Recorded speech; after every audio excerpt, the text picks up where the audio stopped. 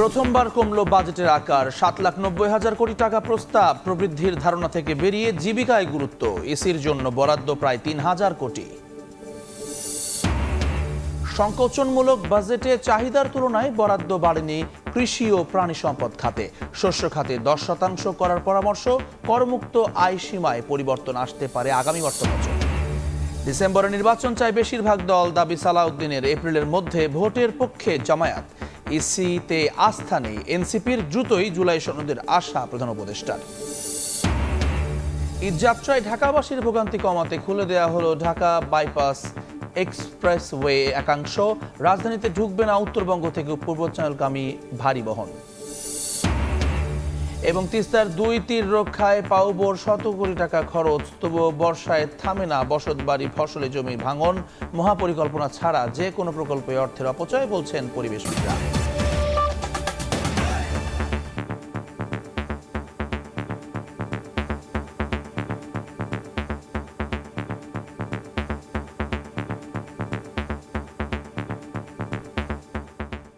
ভোরের সময়ের সঙ্গে আছি আমি জুম্মান সাদিক জ্যাভলিন। শুরুতেই বাজেট প্রসঙ্গ।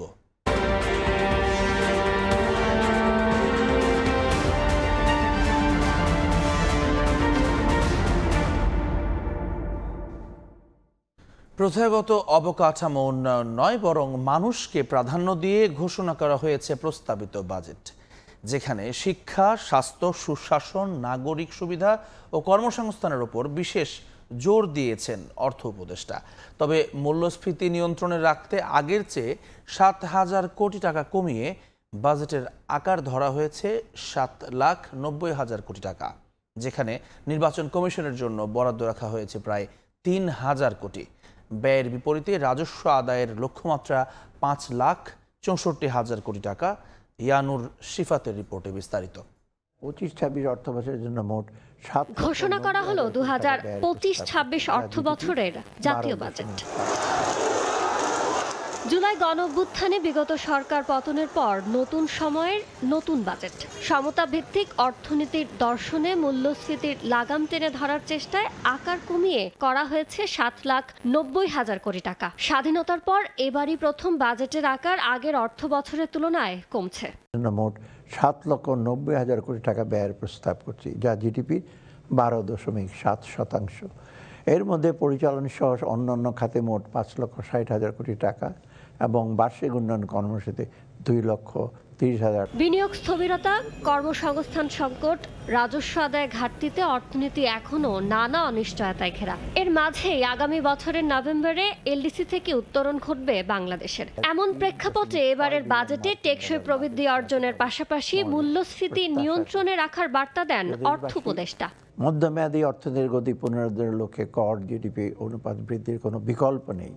অথচ তুলনীয় অনেক দেশের চাইতে বাংলাদেশের কর জিডিপি অনুপাত উল্লেখযোগ্য পরিমাণে কম। রাজস্ব খাতকে আরও গতিশীল করতে এবং রাজস্ব আহরণের স্বচ্ছতা বৃদ্ধি করতে ইতিমধ্যে আমরা বেশ কিছু উল্লেখযোগ্য পদক্ষেপ গ্রহণ করেছি। অর্থ উপদেষ্টা বলেন, অন্তর্বর্তী সরকারের অন্যতম প্রধান লক্ষ্য অবাধ সুষ্ঠু নির্বাচনের মাধ্যমে জনগণের ভোটাধিকার প্রতিষ্ঠা করে ক্ষমতা হস্তান্তর করা। এ লক্ষ্যে বাজেটে নির্বাচন কমিশনের জন্য 2,956 কোটি টাকা বরাদ্দ রাখা হয়েছে। গত 1.5 দশকে দেশের নির্বাচন ব্যবস্থা পুরোপুরি ভেঙে ফেলা হয়েছে। তাই আমরা নির্বাচনী ব্যবস্থার সংস্কারের উপর সর্বোচ্চ অগ্রাধিকার প্রদান করেছি এবং এ লক্ষ্যে বিভিন্ন আইন, নীতিমালা ও আদেশের সংশোধন ও সংস্কারের কার্যক্রম হাতে নিয়েছি। বাজেটে মোট ব্যয়ের বিপরীতে রাজস্ব বোর্ড যোগান দিবে 4,99,000 কোটি টাকা, আর ঘাটতি পূরণে অভ্যন্তরীণ উৎস থেকে নেওয়া হবে 1,25,000 কোটি টাকা ও বিদেশি উৎস থেকে 1,01,000 কোটি টাকা। আয় ব্যয়ের বিশাল অঙ্কের যে বাজেট দিলেন অর্থ উপদেষ্টা, তা দিন শেষে কতটা স্বস্তি দিবে সাধারণ মানুষকে? এলডিসি উত্তরণের পথে টেকসইভাবে টেনে নিয়ে যাবে দেশের অর্থনীতিকে? কতটা কাটবে বিনিয়োগ খরা? সৃষ্টি হবে কাঙ্ক্ষিত কর্মসংস্থানের সুযোগ? আর বাজেটের অর্থ কতটা কৌশলীভাবে ব্যয় করতে পারবে সরকার? এখন সেটি দেখার অপেক্ষা। ইয়ানুর শিফাত, সময় সংবাদ, ঢাকা। আগামী অর্থ বছরের বাজেট ব্যবসা ও বিনিয়োগ বান্ধব হয়নি বলে মন্তব্য করেছেন ব্যবসায়ীদের সংগঠন ডিসিসিআই এর নেতারা। এবারের বাজেটে কাঠামো দুর্বলতা খুঁজে পেয়েছে সিপিডি। বাজেটে কালো টাকা সাদা করার সুযোগ রাখার তীব্র নিন্দা জানিয়েছে টিআইবি। 25-26 অর্থবছরের প্রস্তাবিত 7,90,000 কোটি টাকার এই বাজেট বাস্তবায়নে নতুন করে শুল্ক স্তর যুক্ত করে কাঠামোতে আনা হয়েছে বড় পরিবর্তন। কর অব্যাহতির সুবিধা বাতিলের বিপরীতে অর্থ উপদেষ্টা জানান, টেকসই জিডিপি প্রবৃদ্ধির পথে হাঁটতে চায় অন্তর্বর্তী সরকার। বাজেট পরবর্তী প্রতিক্রিয়া জানাতে সন্ধ্যায় মতিঝিলে সংবাদ সম্মেলন করে Dhaka chamber of commerce and industry, যেখানে দাবি করা হয় ব্যবসা বিনিয়োগ বান্ধব হয়নি এবারের বাজেট। মূল্যস্ফীতি কমানোর জন্য সব করছেন, কিন্তু ব্যবসায় বেগবান এবং গতি আনার জন্য কিন্তু আপনি ক্লিয়ার কোনো ডাইরেকশন দেন নাই। একই সময় রাজধানীর ধানমন্ডিতে সংবাদ সম্মেলন করে বাজেট পরবর্তী প্রতিক্রিয়ায় গবেষণা প্রতিষ্ঠান সিপিডি দাবি করে বাজেটে রয়েছে কাঠামোগত দুর্বলতা। মূল বিষয়টা যে দর্শন বাজেটের, যে এখানে বৈষম্যবিহীন এর কথা, সমাজের কথা বলা হয়েছে, সেইটার প্রেক্ষিতে সেটা উদ্দেশ্যটার সাথে বাস্তবে যে পদক্ষেপগুলি নেওয়া হয়েছে সব ক্ষেত্রে সেটা সাযুজ্যপূর্ণ হয় নাই। বাজেট প্রতিক্রিয়ায় কালো টাকা সাদা করার সিদ্ধান্তে তীব্র নিন্দা জানিয়েছে টিআইবি। বিবৃতিতে বলা হয়, সংস্কারের মূল উদ্দেশ্যের বিপরীতে চলছে অন্তর্বর্তী সরকার। অন্তরা সেন, সময় সংবাদ, ঢাকা। সংকোচনমূলক জাতীয় বাজেটে চাহিদার তুলনায় বরাদ্দ বাড়েনি কৃষি ও প্রাণী সম্পদ খাতে। চলতি অর্থ বছরের চেয়ে মাত্র 1300 কোটি টাকা বাড়িয়ে বরাদ্দ মিলেছে 39,620 কোটি, যা মোট বাজেটের মাত্র 5%। অথচ শুধু শস্য খাতের বাজেট 10% করার পরামর্শ দিয়েছেন অর্থনীতিবিদরা। কাজল আব্দুল্লাহ রিপোর্ট। দেশে খাদ্য নিরাপত্তা, কর্মসংস্থান ও অর্থনীতির বিশাল এলাকা জুড়ে এখনও প্রধান জীবনী শক্তি কৃষি, মৎস্য, প্রাণী সম্পদ খাত। কিন্তু বরাবরই প্রতি বছরের জাতীয় বাজেটে প্রয়োজনের তুলনায় অনেকাংশে উপেক্ষিত থাকে খাতগুলো। পরিসংখ্যান বলছে 2011-12 অর্থ বছরে কৃষিতে জাতীয় বাজেটের মোট বরাদ্দ ছিল 10.65%। এক দশক পেরিয়ে তা বাড়েনি, উল্টো কমে চলতি অর্থ বছর বরাদ্দ ছিল 38,259 কোটি টাকা, যা মোট বাজেটের 4.84%। নানামুখী চাপ, প্রাকৃতিক দুর্যোগ ও জলবায়ু পরিবর্তনের প্রভাবে নানাভাবে সহায়তা প্রয়োজন কৃষি ও প্রাণী সম্পদ খাতে। কিন্তু প্রস্তাবিত বাজেট ঘোষণায় নামকা ওয়াস্তে 0.17% বাড়িয়ে 2025-26 অর্থ বছরে কৃষি, খাদ্য নিরাপত্তা, মৎস্য, প্রাণী সম্পদ খাতে বরাদ্দ দেওয়া হয়েছে 39,620 কোটি টাকা, যা মোট বাজেটের 5.01%। প্রিয় দেশবাসী, 2025-26 অর্থবছরে কৃষি, খাদ্য এবং মৎস্য ও প্রাণী সম্পদ মন্ত্রণালয়ের জন্য মোট 39,620 কোটি টাকা বরাদ্দের প্রস্তাব করছে। অন্তর্বর্তী সরকারের দায়বদ্ধ ও চুলচেরা অর্থ বরাদ্দে সার্বিক কৃষি খাতকে আরও গুরুত্ব দেওয়ার কথা বলছেন অর্থনীতিবিদরা। বলছেন, খাদ্য নিরাপত্তায় প্রয়োজন মোট বাজেটের কমপক্ষে 10% অর্থ। কৃষি খাতে যদি বরাদ্দ বৃদ্ধি পায় এবং ভর্তুকি বৃদ্ধি পায়, স্বাভাবিকভাবেই কৃষির উৎপাদন বাড়বে, কারণ আমাদের কৃষকরা বেশি উৎসাহিত হবে, উপকরণের দাম বাড়বে এবং তাতে করে যেই কৃষির উৎপাদন যে পণ্য যেটা, সেই পণ্যের দাম কম হবে। উন্নয়নের যে পরিকল্পনা সেটাকে আরও জোরদার করতে হবে এবং সেটা একদম প্রান্তিক লেভেলে কৃষকদের জন্য, আপনার মনে করেন যেমন কৃষি ঋণ, সহজ শর্তে কৃষকের ঋণ দেওয়া এবং উৎসাহিত কৃষকদেরকে সুবিধা দেওয়া, এই কাজগুলো তো আমাদেরকে অক্ষুণ্ণ রাখতে হবে। আসন্ন অর্থ বছরে প্রতিকূল পরিবেশে সহনীয় ফসল চাষ বৃদ্ধি, 52 লাখ মেট্রিক টন মাছ উৎপাদন এবং মানুষের খাদ্য নিরাপত্তা নিশ্চিতে ভর্তুকি অব্যাহত থাকবে বলে জানানো হয় প্রস্তাবিত বাজেটে। কাজল আব্দুল্লাহ, সময় সংবাদ, ঢাকা। 3.5 লাখ টাকাতেই অপরিবর্তিত থাকছে করমুক্ত আয়সীমা, তবে পরবর্তী বছরে তা বাড়িয়ে 3,75,000 করা হবে। এবারই প্রথম 3 বছরের কর নীতি ঘোষণা করেছেন অর্থ উপদেষ্টা, যেখানে 2026-27 ও 27-28 কর বর্ষে গেজেটভুক্ত জুলাই যোদ্ধারা পাবেন 5,25,000 টাকা পর্যন্ত করমুক্ত সুবিধা। ব্যক্তি খাতে করমুক্ত আয়সীমা 3.5 লাখ টাকা, অর্থাৎ বছরে এই পর্যন্ত আয় হলে কোনো কর দিতে হবে না। এর বেশি হলে নির্ধারিত হারে দিতে হবে কর। সাধারণ মানুষকে স্বস্তি দিতেই করমুক্ত আয়সীমা ঘোষণা করে সরকার। 2025-26 কর বর্ষে অপরিবর্তিত থাকছে করমুক্ত আয়সীমা, তবে ধনীদের জন্য থাকতে পারে সর্বোচ্চ 30% কর বসানোর প্রস্তাব, যা এখন 25%।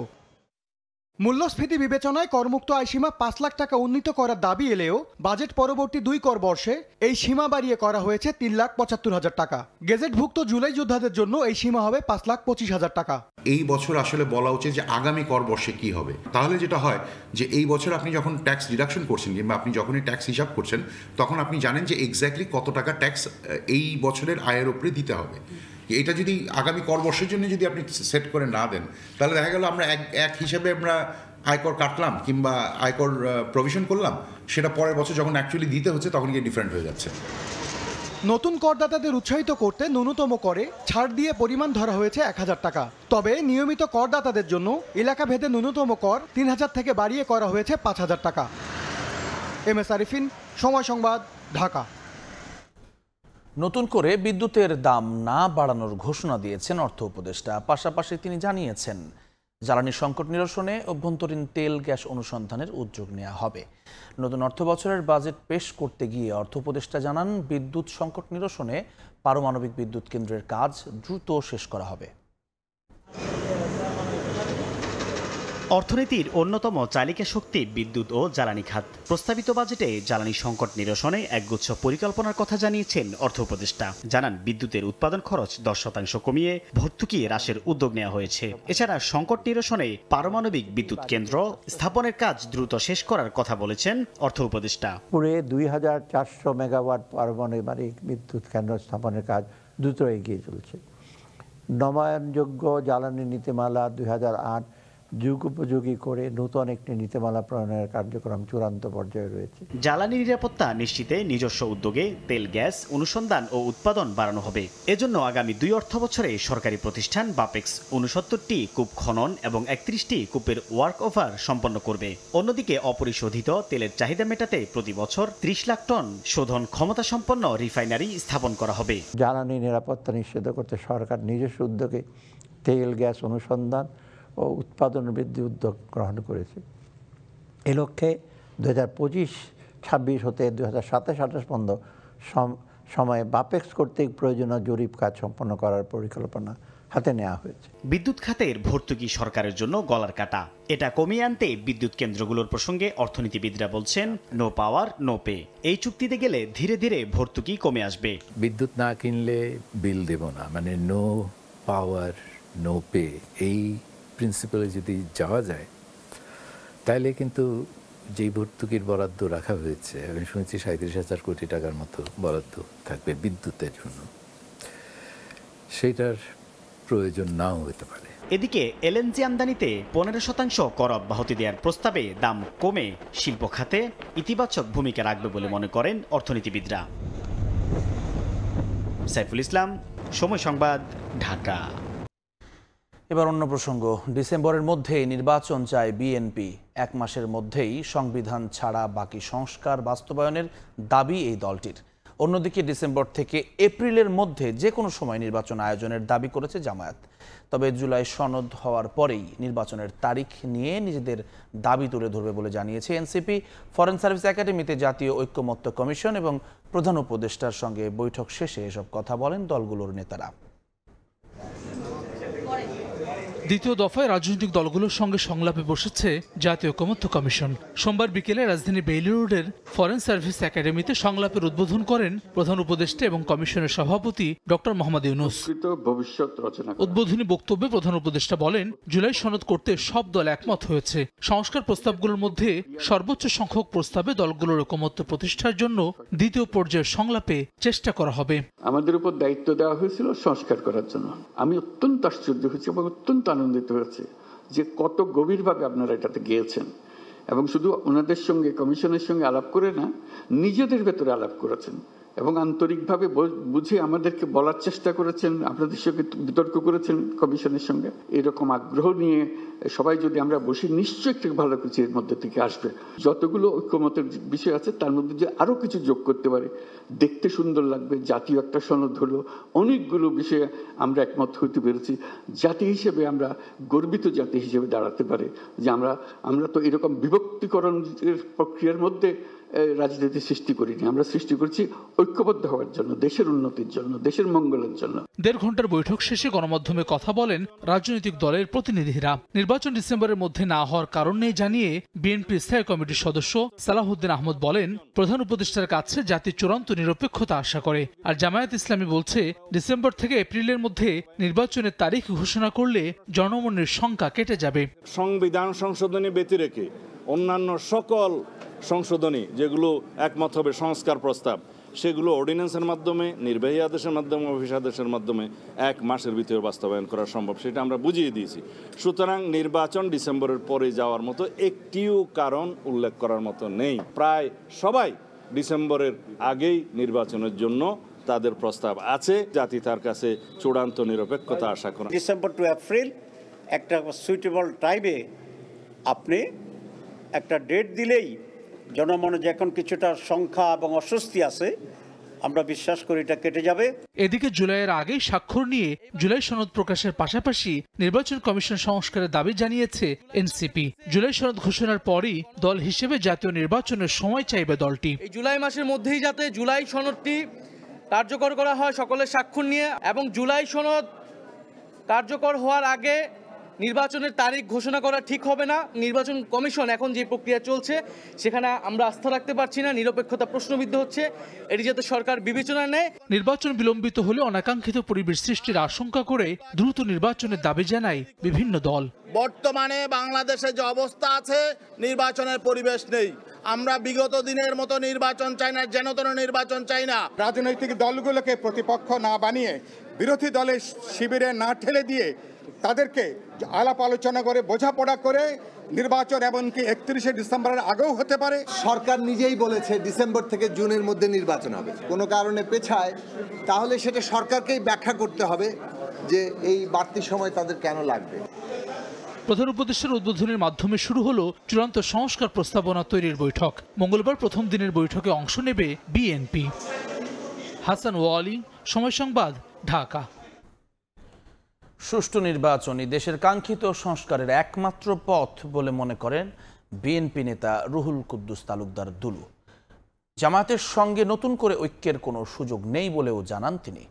নির্বাচন বিলম্বিত করার সব চেষ্টাও ব্যর্থ হবে বলে জানিয়েছেন তিনি। লন্ডনে অবস্থানকালে সময় সংবাদকে এ কথা বলেন সাবেক উপমন্ত্রী দুলু।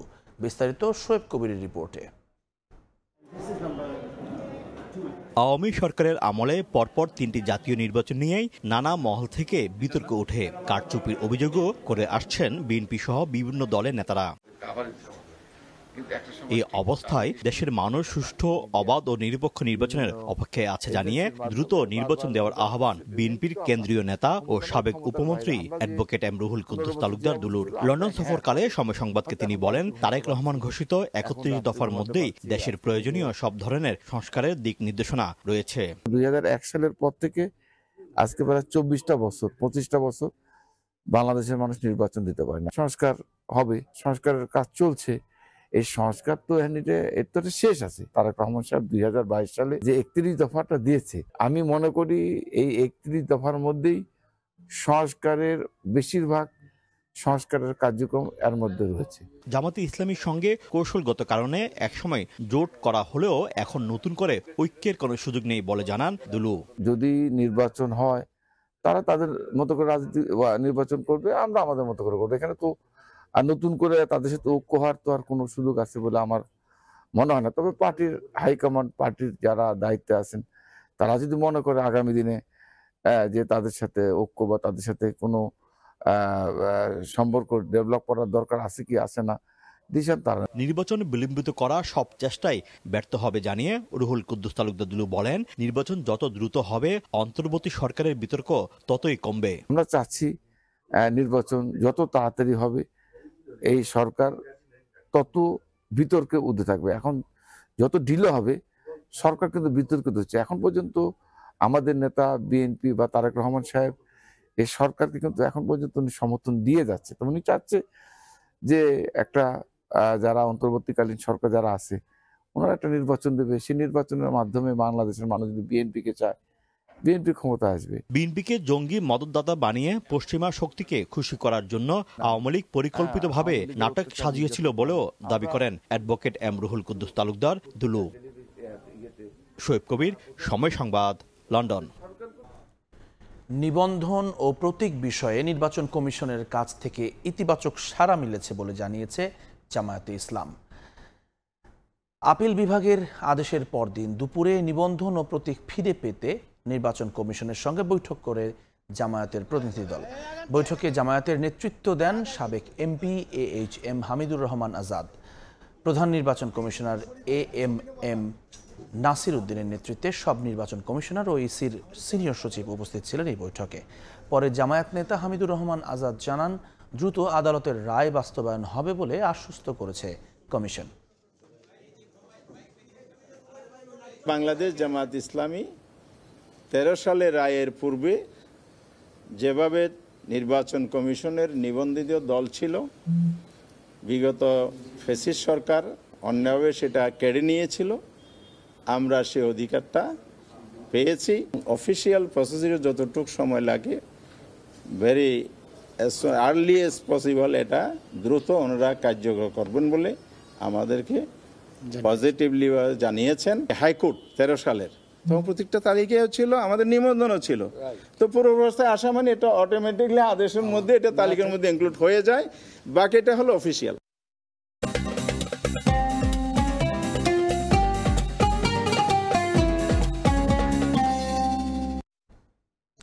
কোরবানির ঈদের জন্য পালন করা বড় আকারের গরু নিয়ে বিপাকে খামারি ও ব্যাপারীরা। তারা বলছেন, গাবতলী হাটে পশুর পর্যাপ্ত আমদানি থাকলেও বেচাকেনা খুবই কম। শখের গরুর নাম লাল মাস্তান। কোরবানির ঈদের জন্য পালন করা বিশাল আকারের এই গরু নিয়ে গাবতলী হাটে এসেছেন মালিক শেফালি আক্তার। দাম হাঁকছেন 20 লাখ টাকা, কিন্তু মিলছে না ক্রেতা। আমি 20 লক্ষ টাকা দাম চেয়েছি, তার মধ্যে আমি আরো দামাদামি কম করে আমি তাকে বিক্রি করে দেব। ঈদের বাকি মাত্র কয়েকদিন, পশুতে যেমন ভরে উঠেছে হাট, তেমনি বাড়ছে ক্রেতা সমাগম। তবে বেচা কিনা নিয়ে সন্তুষ্ট নয় খামারি ও ব্যাপারীরা। এখন যদি কেউ গরু কিনে তাহলে সে লাভবান হবে, কারণ এখন সস্তা মাংস। যদি আপনি মনে করেন 28,000 30,000 টাকা মন হয়, যে সেই অনুপাতে যে আপনার লাইভ ওয়েটে যদি 45 মন একটা গরুর মাংস থাকে, তাতে আপনার 30 মন প্লাস সেই গরুটার মাংস হবে।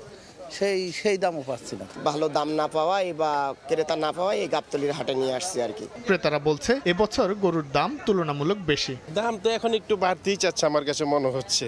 এত দাম ধরে বসে রয়েছে, তো এই দামে তো কেনা যাবে না। হাটে পর্যাপ্ত নিরাপত্তা ব্যবস্থা নেওয়া হয়েছে বলে জানিয়েছে কর্তৃপক্ষ। এখানে একটা সেনাবাহিনী আলাদা একটা ক্যাম্প করেছে এবং আমাদের পুলিশ বাহিনী, র্যাব, আনসার, বিডিপি বিভিন্ন এবং চিকিৎসকের যে একটা টিম আসছে, এদের জন্য আমরা আলাদা আলাদা জায়গা করে দিয়েছি এবং নিরাপত্তা আলহামদুলিল্লাহ নিয়ে কোনো আমরা শঙ্কিত নাই। নিরাপত্তা জোরদারের পাশাপাশি পশুর চিকিৎসায়ও হাটে কাজ করছে একাধিক মেডিকেল টিম। শাহিন আলম, সময় সংবাদ, ঢাকা। পরিচ্ছন্নতা কর্মী ও সুবিধাবঞ্চিত শিশুদের মাঝে ঈদের খুশি ছড়িয়ে দিন হারপিকের সাথে। ঈদ যাত্রায় ঢাকাবাসীর ভোগান্তি কমাতে খুলে দেওয়া হলো ঢাকা বাইপাস এক্সপ্রেসওয়ের একাংশ। এর ফলে উত্তরবঙ্গ থেকে চট্টগ্রাম, সিলেটগামী ভারী বাহনগুলোর ঢুকতে হবে না ঢাকায়। যদিও যাত্রীদের দাবি শুধু ঈদ নয়, সড়কের অংশটি খোলা রাখা হোক সব সময়ের জন্য। প্রকল্প পরিচালকও বলছেন, ঈদের ছুটির পর টোল সহ চালু থাকবে এক্সপ্রেসওয়ের এই অংশ। মনির হোসেনের রিপোর্ট।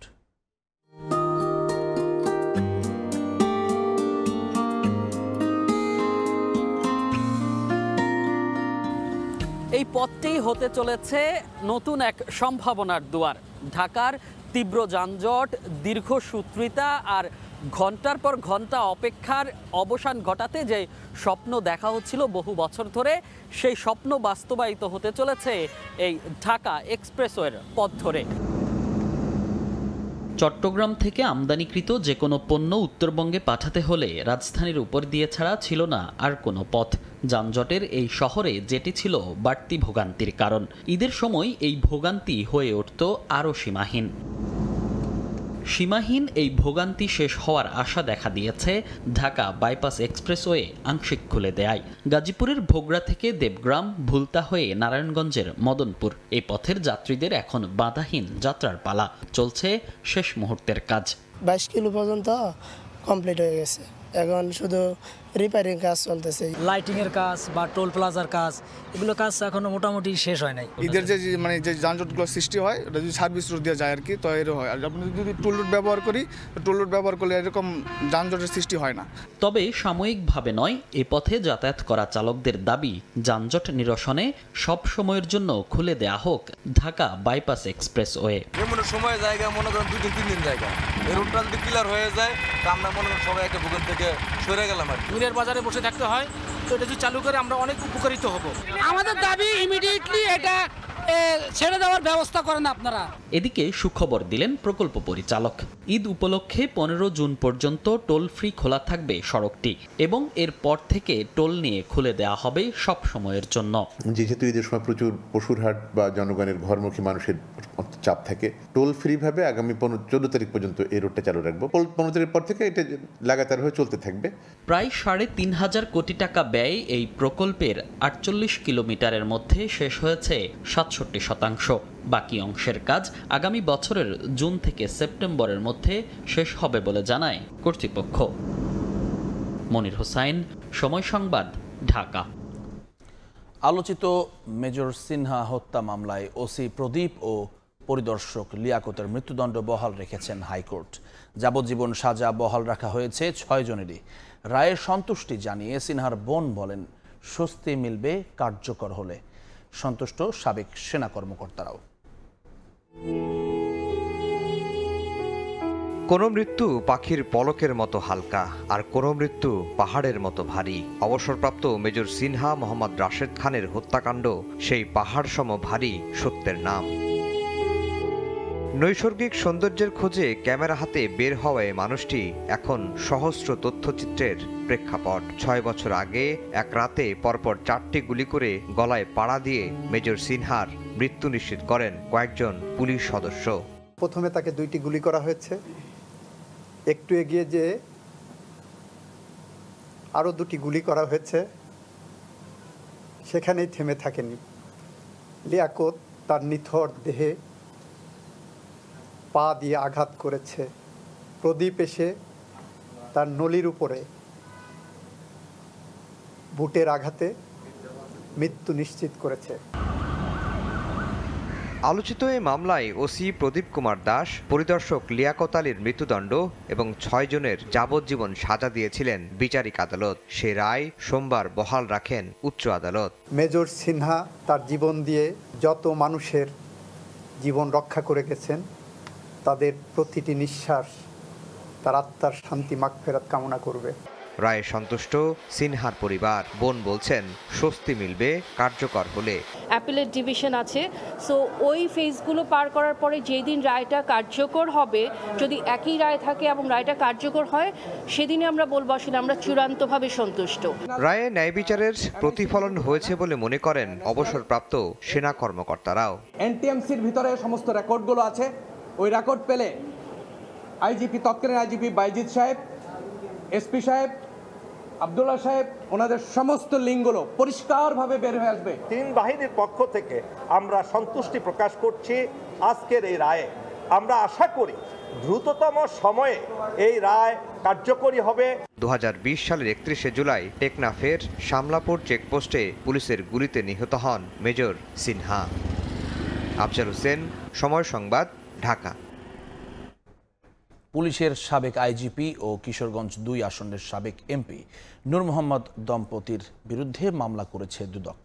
প্রায় 16.5 কোটি টাকার সন্দেহজনক লেনদেন এবং 2 কোটি 30 লাখ টাকার অবৈধ সম্পদ অর্জনের অভিযোগে এই মামলা করা হয়েছে। একই দিনে অতিরিক্ত ডিআইজি শেখ রফিকুল ইসলাম শিমুল দম্পতির বিরুদ্ধে 2.5 কোটি টাকার অবৈধ সম্পদের অভিযোগে আলাদা একটি মামলা করেছে দুদক। 5 জেলায় সম্পদ গড়েছেন সাবেক আইজিপি নূর মোহাম্মদ। কিশোরগঞ্জে জমি দখল সহ বিস্তার দুর্নীতির অভিযোগে অনুসন্ধানের নামে দুদক। মিলেছে দুর্নীতির প্রমাণও। নূর মোহাম্মদ দম্পতির বিরুদ্ধে 2 কোটি 30 লাখ টাকার অবৈধ সম্পদ এবং প্রায় 16.5 কোটি টাকার সন্দেহজনক লেনদেনের প্রমাণ মিলেছে দুদকের অনুসন্ধানে। একইভাবে অতিরিক্ত ডিআইজি শেখ রফিকুল ইসলাম শিমুল ও তার স্ত্রীর বিরুদ্ধে 2.5 কোটি টাকার অবৈধ সম্পদ এবং 2 কোটি 83 লাখ টাকার সন্দেহজনক লেনদেনের অভিযোগে মামলা করেছে দুদক। তার ব্যাংক হিসাবে ঘুষ ও দুর্নীতির মাধ্যমে উপার্জিত মোট 2,83 লক্ষ টাকারও বেশি স্থানান্তর, রূপান্তর এবং হস্তান্তর করার অপরাধ অনুসন্ধানকালে প্রমাণিত হয়েছে। এই কারণে তার বিরুদ্ধে দুর্নীতি দমন কমিশন আইন 2004 এবং দুর্নীতি প্রতিরোধ আইন 1947 সহ মানি লন্ডারিং প্রতিরোধ আইন 2012 এর সংশ্লিষ্ট ধারায় একটি মামলা রুজুর সিদ্ধান্ত গৃহীত হয়েছে। এদিকে প্রাথমিক শিক্ষা অধিদপ্তরে অভিযান চালিয়ে প্রায় 6 কোটি টাকার গবেষণা কাজে অনিয়ম ও তড়িঘড়ি করে কাজ শেষ করার ক্ষেত্রে নানা অসঙ্গতি খুঁজে পেয়েছে দুদক। তাসলিম তৌহিদ, সময় সংবাদ, ঢাকা। সশস্ত্র গোষ্ঠী KNF এর ইউনিফর্ম উদ্ধারের ঘটনার পর এবার কাপড় সরবরাহের অভিযোগে একটি কারখানার 4 জনকে গ্রেফতার করেছে পুলিশ। গ্রেফতারকৃতদের মধ্যে আছেন ওয়েল কম্পোজিট নিট লিমিটেড নামের প্রতিষ্ঠানটির ব্যবস্থাপনা পরিচালকও। গত 17 মে নয়াহাট রেইনবো অ্যাপারেলস থেকে 20,300 ও এর পরের দিন একটি গোডাউন থেকে 11,785 পিস ইউনিফর্ম জব্দ করা হয়। এরপর গত 28 মে চট্টগ্রাম নগরীর পাহাড়তলীর নূর ফ্যাশন নামের কারখানা থেকে KNF এর আরও 15,000 ইউনিফর্ম জব্দ করা হয়। পুলিশ বলছে বিভিন্ন কারখানা থেকে জব্দ হওয়া এইসব ইউনিফর্ম তৈরিতে কাপড় সরবরাহকারী প্রতিষ্ঠানের খোঁজ পাওয়া গেছে। সোমবার বিকেলে চাঁদগাঁওয়ের বাহির সিগন্যাল শিল্প এলাকায় ওয়েল কম্পোজিট নিট লিমিটেড নামের প্রতিষ্ঠানটিতে অভিযান চালায় পুলিশ। সন্ধ্যা পর্যন্ত চলে সে অভিযান। এক পর্যায়ে মালিক পক্ষের 4 জনকে জিজ্ঞাসাবাদের জন্য আটক করে পুলিশ। কাভার ভ্যানে করে থানায় নেওয়া হয় কাপড়ের রোল। জিজ্ঞাসাবাদ শেষে প্রতিষ্ঠানটির ব্যবস্থাপনা পরিচালক তরিকুল ইসলাম সহ 4 জনকে নগরীর বাইজিদ থানার একটি মামলায় গ্রেফতার দেখায় পুলিশ। বাইজিদ থানায় যে কাপড়গুলি আগে উদ্ধার হয়েছে, যে মামলাটা হচ্ছে, ওই মামলার কাপড়টা এরা সাপ্লাই দিচ্ছে। আমরা জিজ্ঞাসাবাদ করে জানতে পারি যে তারা ওই কাপড়টা সাপ্লাই করেছে, যার জন্য ওই মামলায় তাদেরকে অ্যারেস্ট দেখানো হয়েছে। তবে প্রতিষ্ঠানটির এক ব্যবস্থাপকের দাবি বৈধভাবেই বিপণন কর্মকর্তার মাধ্যমে অর্ডার নেওয়া হয়েছিল। আমাদেরকে অর্ডার করা হয়েছে এবং লিগ্যাল ওয়েতে আমরা এই পোশাকগুলো দেওয়া হয়েছে। যখন আমরা শুনছি যে এগুলো আসলে অবৈধ, তখন আমরা ভীত সন্ত্রস্ত হয়ে আমরা অস্বীকার করেছিলাম প্রথম যে না আমরা করি না, কিন্তু পরবর্তীতে আমরা বুঝলাম যে না, আমাদের এটা দেশের স্বার্থে, সার্বভৌমত্বের স্বার্থে আমাদের জানানো উচিত যে এটা আমরা এখানে করেছি। চট্টগ্রামে গত কয়েকদিনে KNF এর 47,000-এর বেশি ইউনিফর্ম জব্দ করেছে আইন শৃঙ্খলা বাহিনী। পার্থপ্রতিম বিশ্বাস, সময় সংবাদ, চট্টগ্রাম। পবিত্র হজের আনুষ্ঠানিকতা শুরু হবে আগামীকাল। জিলহজ মাসের 8 তারিখ মিনায় অবস্থানের মাধ্যমে পবিত্র হজ শুরু হয়। এর আগে আজ সারা বিশ্ব থেকে আগত হাজিরা নিজেদের প্রস্তুত করছেন হজ পালনের জন্য। বিস্তারিত আব্দুল্লাহ তামিমের রিপোর্টে।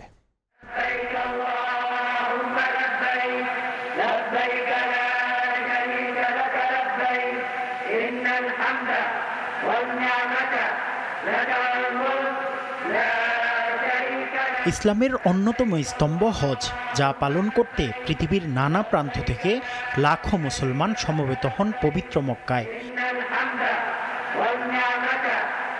সেখানে আজ 7 জিলহজ, কাল 8 জিলহজ মিনায় গমন, এরপর 9 জিলহজ আরাফাতে অবস্থান, 10 জিলহজ কোরবানি ও শয়তানকে পাথর নিক্ষেপ। এই ধারাবাহিকতায় হজের মূল আনুষ্ঠানিকতা চলবে। আজ হাজিরা মক্কায় অবস্থান করে শেষ মুহূর্তের প্রস্তুতিতে ব্যস্ত রয়েছেন। কেউ করছেন বাইতুল্লাহ শরীফের তাওয়াফ, কেউ খুঁজে নিচ্ছেন মিনার পথ, আবার কেউ মনোযোগী বিভিন্ন নফল ইবাদতে। হজ একটি ধৈর্য, আত্মত্যাগ ও আনুগত্যের অনুশীলন, তাই এর প্রতিটি ধাপে রয়েছে গভীর অর্থ। 7 জিলহজ মূলত প্রস্তুতির দিন হলেও এর গুরুত্ব কম নয়, কারণ কাল থেকে শুরু হবে আল্লাহর পথে এক ঐতিহাসিক যাত্রা। নবীজি সাল্লাল্লাহু আলাইহি ওয়াসাল্লাম হজের মূল আনুষ্ঠানিকতা বলতে আরাফাতের ময়দানে অবস্থানকে বুঝিয়েছেন, আর সেই আরাফাতের ময়দানে পৌঁছার কাজ শুরু হয় 7 জিলহজের প্রস্তুতির মাধ্যমেই।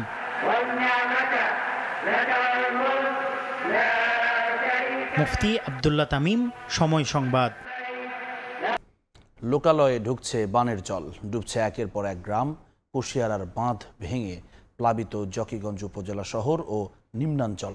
মৌলভীবাজারে পানিবন্দী মানুষের দিন কাটছে অর্ধাহার অনাহারে। তিস্তার পানি বেড়ে কুড়িগ্রামেও তলিয়েছে ঘরবাড়ি ও ফসলি জমি। পাহাড়ি ঢলে কুশিয়ারা নদীর বাঁধ ভেঙে লোকালয়ে ঢুকছে পানি, অসহায় দিন কাটছে বানভাসীদের।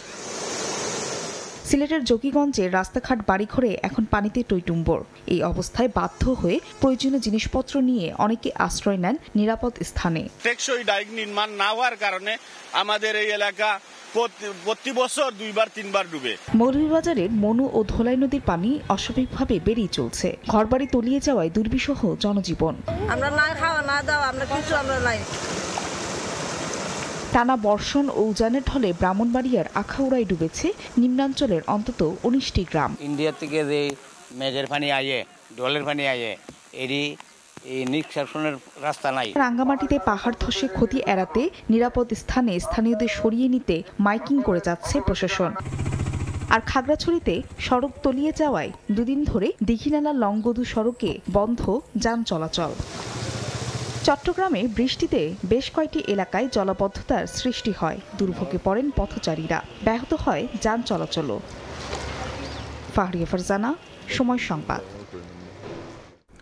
পানি ধারণ ক্ষমতা কমে যাওয়ায় বর্ষা মৌসুমে বন্যার ক্ষতির মুখে পড়েন তিস্তাপাড়ের বাসিন্দারা। শুধু প্লাবন নয়, ভাঙনের কবলে পড়ে বসতবাড়ি ও ফসলি জমি। তাছাড়া পরিকল্পনা ছাড়াই দুই তীর রক্ষায় শত কোটি টাকা খরচ করছে পানি উন্নয়ন বোর্ড। পরিবেশবিদরা বলছেন, তিস্তা মহাপরিকল্পনা বাস্তবায়ন ছাড়া অন্য যে কোনো প্রকল্পই অর্থের অপচয়। শাকিল মাহমুদের ছবিতে নাজমুল ইসলাম নিশাতের রিপোর্ট। শুধু বর্ষাকালেই নয়, অসময়ের বন্যাতেও বিপর্যস্ত তিস্তাপাড়ের বাসিন্দারা। গত 3 দিনে উজানের ঢলে পানি বাড়তে থাকায় ডুবেছে রংপুর বিভাগের নিম্নাঞ্চল। আগাম বন্যার আশঙ্কায় অনেকেই তড়িঘড়ি করে ফসল তুলছেন চর থেকে। তিস্তা ব্যবস্থাপনায় দীর্ঘমেয়াদী উদ্যোগ না থাকায় প্লাবন ও ভাঙনে বর্ষা মৌসুমে হাজার কোটি টাকার ক্ষতি হচ্ছে রংপুর বিভাগে। একই সঙ্গে ভারতের একতরফা পানি প্রত্যাহারে বছরে 6,000 কোটি টাকার বড় উৎপাদনও ব্যাহত হচ্ছে।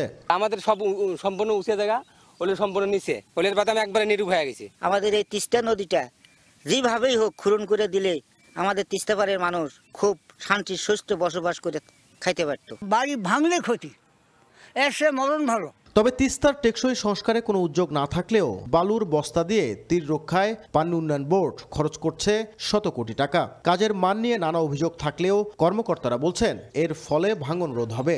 যেখানে বেশিরভাগ বাড়িঘর বা স্থাপনা আছে বা বাঁধ আছে বা রাস্তা আছে, সেগুলো অঞ্চলে কাজ করা হচ্ছে। তো এর প্রভাবেও যে চর এলাকাগুলো আছে সেগুলো অনেকটা ভাঙন রক্ষা পাবে। তবে পরিবেশবাদীরা বলছেন, মহাপরিকল্পনা বাস্তবায়ন ছাড়া এসব প্রকল্প শুধুই অর্থের অপচয়। সমন্বিত উদ্যোগ যদি নেওয়া না যায়, তাহলে এই টোটকা চিকিৎসা দিয়ে কিন্তু তিস্তার এই ভাঙন রুদ্ধ করা যাবে না।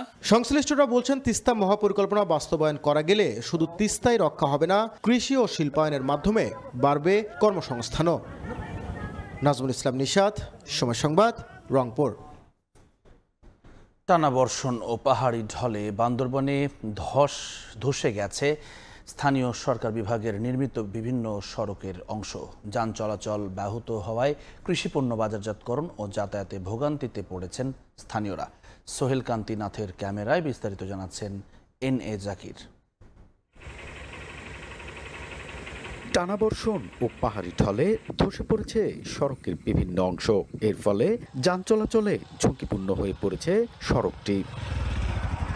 2020 সালে স্থানীয় সরকার প্রকৌশল বিভাগের অর্থায়নে নির্মিত হয় বান্তুরবান সুয়ালক লামা অভ্যন্তরীণ সড়ক। প্রতিদিন শত শত মানুষ ও কৃষি পণ্যবাহী যানবাহন চলাচল করে এই সড়ক দিয়ে, কিন্তু গত কয়েকদিনের ভারী বর্ষণে সড়কের বিভিন্ন অংশ ধসে পড়ায় বন্ধ হয়ে পড়েছে যান চলাচল। তাই দ্রুত সড়কটি সংস্কারের দাবি স্থানীয়দের।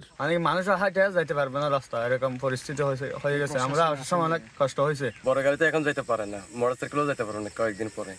আমাদের অনেক কষ্ট হয়। সিএনজি এগুলো যেতে পারে না, আর হচ্ছে ডিসিবেন্টিও তো যাওয়া যায় না এখন। এদিকে বরাদ্দ পেলে দ্রুত সড়কটি সংস্কারের পদক্ষেপ নেওয়া হবে বলে জানান নির্বাহী প্রকৌশলী। এখন পর্যন্ত আমরা 3টা রাস্তার ক্ষতি পেয়েছি, তথ্যগুলো পেয়েছি, তাতে 2 থেকে 3 কোটি টাকার ক্ষতি হয়ে গেছে। আমরা এস্টিমেট তৈরি করতেছি, ঢাকায় জানানো হয়েছে। এটা আমরা বরাদ্দ পাওয়া সাপেক্ষে খুব দ্রুত এটা আমরা মেরামত করে ফেলবো। স্থানীয় সরকার প্রকৌশল বিভাগের তথ্য মতে ভারী বর্ষণে বিভিন্ন স্থানে কয়েক কোটি টাকার সড়ক ক্ষতিগ্রস্ত হয়েছে। NA জাকির, সময় সংবাদ, বান্তুর বান। ড্রেন এবং খালের ময়লা মাটি অপসারণ, কর্ণফুলী নদীতে পড়া খালের মুখ পরিষ্কার রাখায় রেকর্ড বৃষ্টিতেও ডুবল না বন্দর নগরী চট্টগ্রাম।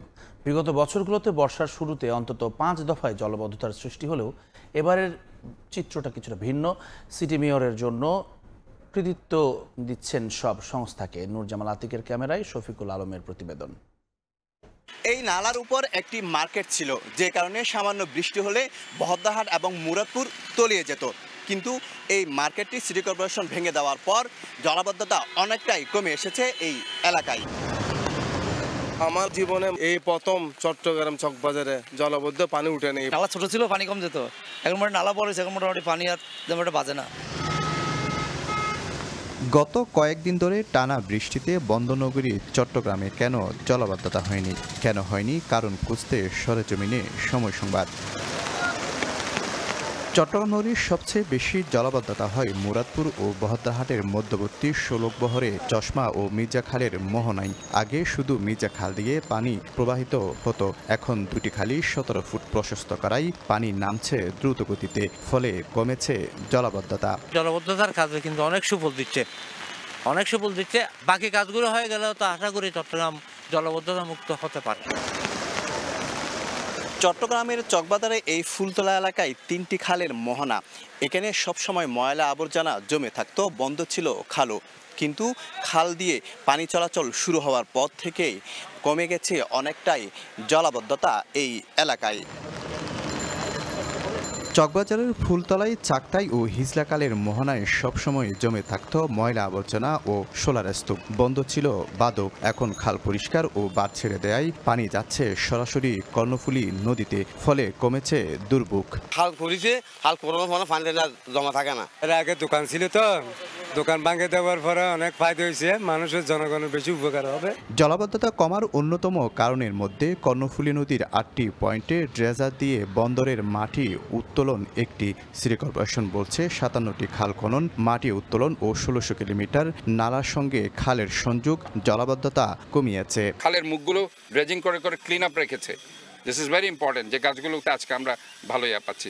এবং মেইনলি হচ্ছে ড্রেনগুলো আমরা ক্লিন করতে পেরেছি, কারণ ড্রেনগুলো যদি আপনি ক্লিন করেন তাহলে রাস্তায় পানি উঠে যাবে। গত 30 মে 168, 31 মে 82, 1 জুন 194 আর 2 জুন 163 মিলিমিটার ভারী বৃষ্টিপাত হয়। তারপরও বেশি জলাবদ্ধতা এলাকায় তেমন ওঠেনি পানি। তবে জিসিমুর, পার্কভিউ হাসপাতাল ও খাজারোড সহ নানা এলাকায় কিছুটা জলজট তৈরি হলেও কিছুক্ষণের মধ্যেই নেমে যায়। শফিকুল আলম, সময় সংবাদ, চট্টগ্রাম। ঠাকুরগাঁও জেনারেল হাসপাতালে কয়েক মাস ধরে বন্ধ আলট্রাসোনোগ্রাম ও প্যাথোলজি বিভাগের বেশ কয়েকটি পরীক্ষা। এসব পরীক্ষা করাতে রোগীদের যেতে হচ্ছে বেসরকারি হাসপাতাল ও ডায়াগনস্টিক সেন্টারে। এতে খরচ হচ্ছে অতিরিক্ত অর্থ। কর্তৃপক্ষ বলছে জনবল সংকট সমাধানের পাশাপাশি আরও আধুনিক যন্ত্র স্থাপন করা হলে রোগীদের ভোগান্তি কাটিয়ে ওঠা সম্ভব। জিয়াউর রহমান বকুলের রিপোর্ট। হাসপাতালে রোগীর উপচে পড়া ভিড়, অথচ আলট্রাসোনোগ্রামের কক্ষে নোটিশ, সেবা বন্ধ। ঠাকুরগাঁও জেনারেল হাসপাতালে সিটি স্ক্যান ও এমআরআই ছাড়া সব রকম স্বাস্থ্য পরীক্ষার ব্যবস্থা রয়েছে। তবে গত কয়েক মাস ধরে রেডিওলজি বিভাগে, আলট্রাসোনোগ্রাম ও প্যাথোলজি বিভাগে কয়েকটি পরীক্ষা করা হচ্ছে না। রোগীরা জানান এসব পরীক্ষা করাতে তাদের যেতে হচ্ছে বেসরকারি হাসপাতাল ও ডায়াগনস্টিক সেন্টারে। এতে অতিরিক্ত অর্থ খরচ হচ্ছে, যা গরিব মানুষের জন্য ভোগান্তির কারণ। আলট্রাসোনোগ্রামটা এখান থেকে আমরা করতে পারি না, ওই জন্য আমরা বাইরে থেকে বেশি টাকা দামে করে নিয়ে আসি। অনেক লোকই ভোগান্তি হতেছে রিপোর্টগুলো না পালে। আমাকে বাইরে থেকে করে নিয়ে আসতে বললো, বাইরে থেকে করে নিয়ে আসলে বেশি ভালো হবে। বিষয়টি স্বীকার করেন হাসপাতালের কর্মরতরাও। ম্যান পাওয়ারেরও স্বল্পতা আছে, পরীক্ষা করে রিপোর্ট তৈরি করে দিতে সময় লাগবে।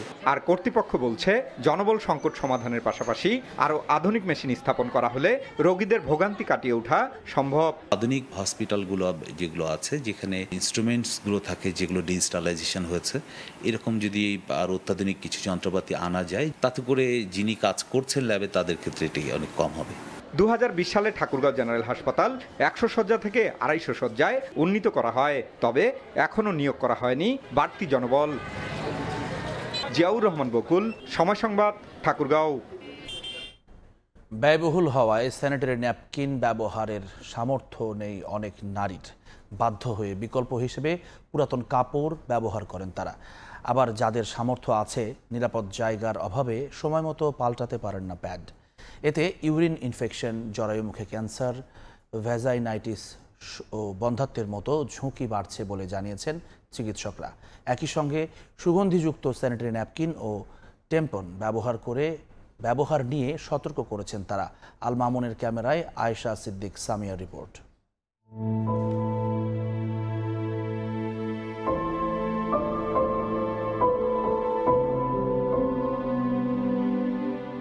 পথ চলতে গিয়ে চোখে পড়ে এমন অনেক ছিন্নমূল মানুষের। দিনের বেশিরভাগ সময় পণ্য ফেরিতে ব্যস্ত থাকেন তারা। পুরো জীবনটাই কেটে যায় রাস্তায় রাস্তায়। ঋতুস্রাবের সময়েও পরিচ্ছন্ন হওয়ার মতো কোনো জায়গা নেই ভাসমান কিশোরী ও নারীদের। সড়কেই অস্বাস্থ্যকর পরিবেশে স্পর্শকাতর সময় পার করেন তারা। অর্থের অভাবে স্যানিটারি ন্যাপকিন কেনার সামর্থ্য নেই বেশিরভাগের। বাধ্য হয়ে ব্যবহার করেন পুরাতন কাপড় দিয়ে করি। আমাদের তো এই সামর্থ্যই নেই, কিনবো কিভাবে? বড় লোকেরা তো দিতে পারে, আমরা তো গরিব মানুষ দিতে পারি না। বাচ্চা নিয়ে তো সারাদিন তো কাপড় ইউজ করা যায় না, কেন এখন তো অনেক রকমের ইস্যু হয়। সচেতন ও সামর্থ্যবানদেরও আছে নানা ভোগান্তি। পিরিয়ডের সময় পরিষ্কার জায়গার অভাবে সময় মতো স্যানিটারি ন্যাপকিন পরিবর্তন করতে পারেন না অনেকে। বাজারে থাকা বিভিন্ন পণ্যের মধ্যে কোনটি ভালো, কোনটি ঝুঁকিপূর্ণ তাও বোঝেন না তারা। প্যাডটা 6 ঘন্টা পর পর চেঞ্জ করা উচিত, কিন্তু আমরা উচিত জানার পর আমরা পারছি না। বাইরে পাবলিক টয়লেটগুলো যদি একটু পরিষ্কার পরিচ্ছন্ন রাখা যায়। প্যাড সবাই ইউজ করে, বিভিন্ন ফ্রেগনেন্সের থাকে, তো এগুলো আমাদের জন্য কতটুকু স্বাস্থ্যকর এটাও কিন্তু আমরা আসলে কেউ জানি না। এখন নানা ধরনের স্যানিটারি ন্যাপকিন ও ট্যাম্পন পাওয়া যায়। এর মধ্যে সুগন্ধিযুক্ত প্যাড ব্যবহারে শারীরিক সমস্যা তৈরি হতে পারে বলে জানান চিকিৎসক। প্যাডে যদি ফ্র্যাগনেন্স টাইপের কোনো এলিমেন্ট থাকে যেটা irritant, skin irritant, allergic reaction হতে পারে। এছাড়া আমাদের মাসিকের সময় ভ্যাজাইনাল পিএইচটা চেঞ্জ হয়ে যায়। সেই পিএইচে যদি কোনো তারতম্য হয় তো ওই সময় bacterial vaginosis, bacterial infection, yeast infection, বিভিন্ন ফাঙ্গাল ইনফেকশন হতে পারে। জাতিসংঘের এক পরিসংখ্যান বলছে বাংলাদেশের 42% নারী ঋতুস্রাবের সময় কাপড় ব্যবহার করেন। এতে বাড়ছে স্বাস্থ্য ঝুঁকি। চিকিৎসকরা বলছেন এই অস্বাস্থ্যকর পরিবেশের ফলে শরীরে হতে পারে ভ্যাজাইনাইটিস ও বন্ধ্যাত্বের মতো সমস্যা সহ নষ্ট হতে পারে কিডনিও। ওই সময় যদি হাইজিন মেনটেন না করে তাহলে দেখা যাচ্ছে যে আমরা যেটাকে বলি ভ্যাজাইনাইটিস, ভ্যাজাইনায় নানা ধরনের ইনফেকশন হয়। তারপরে আপনার ইউরিনারি ট্র্যাক্টে ইনফেকশন হয়। এই ইনফেকশনগুলো পরে বারবার হতে চায় এবং এই ইনফেকশন হলে আলটিমেটলি তার হেলথ হ্যাজার্ড অনেকখানি হয়ে যায়। মেয়েদের ওভারি উপরের দিকে অথবা টিউব যেটা সেটা পর্যন্ত ইনফেকশনটা অ্যাসেন্ড করতে পারে। বিশেষজ্ঞরা জানান দেশে বেশিরভাগ নারীদের ইউরিন ইনফেকশন ও জরায়ু মুখের ক্যান্সারের জন্য ঋতুস্রাবকালীন অস্বাস্থ্যকর জীবনযাপন দায়ী। তাই এ ঝুঁকি কমাতে পরিচ্ছন্নতার বিকল্প নেই। আয়েশা সিদ্দিক সামিয়া, সময় সংবাদ, ঢাকা। সরকারিভাবে নিষিদ্ধ হলেও কমছে না পলিথিনের ব্যবহার। গাইবান্ধার সব ব্যবসা প্রতিষ্ঠান থেকে পলিথিন ব্যাগেই করা হচ্ছে পণ্য পরিবহন। এজন্য প্রশাসনের নজরদারির অভাবকে দুষছেন এলাকাবাসী। ব্যবসায়ীরা বলছেন পলিথিন ব্যবহার বন্ধ করতে হলে প্রয়োজন বিকল্প ব্যাগ। বিপ্লব ইসলামের রিপোর্টে বিস্তারিত। 2002 সালে 1 মার্চ আইন করে বিষাক্ত পলিথিন উৎপাদন, বিপণন ও ব্যবহার নিষিদ্ধ করে সরকার। এরপর সরকার 2010 সালে আরেকটি আইন করে, কিন্তু কোনো আইন বাস্তবে কাজে আসেনি। বরং গত 2 দশকের বেশি সময় ধরে পলিথিনের উৎপাদন ও ব্যবহার বেড়েই চলেছে।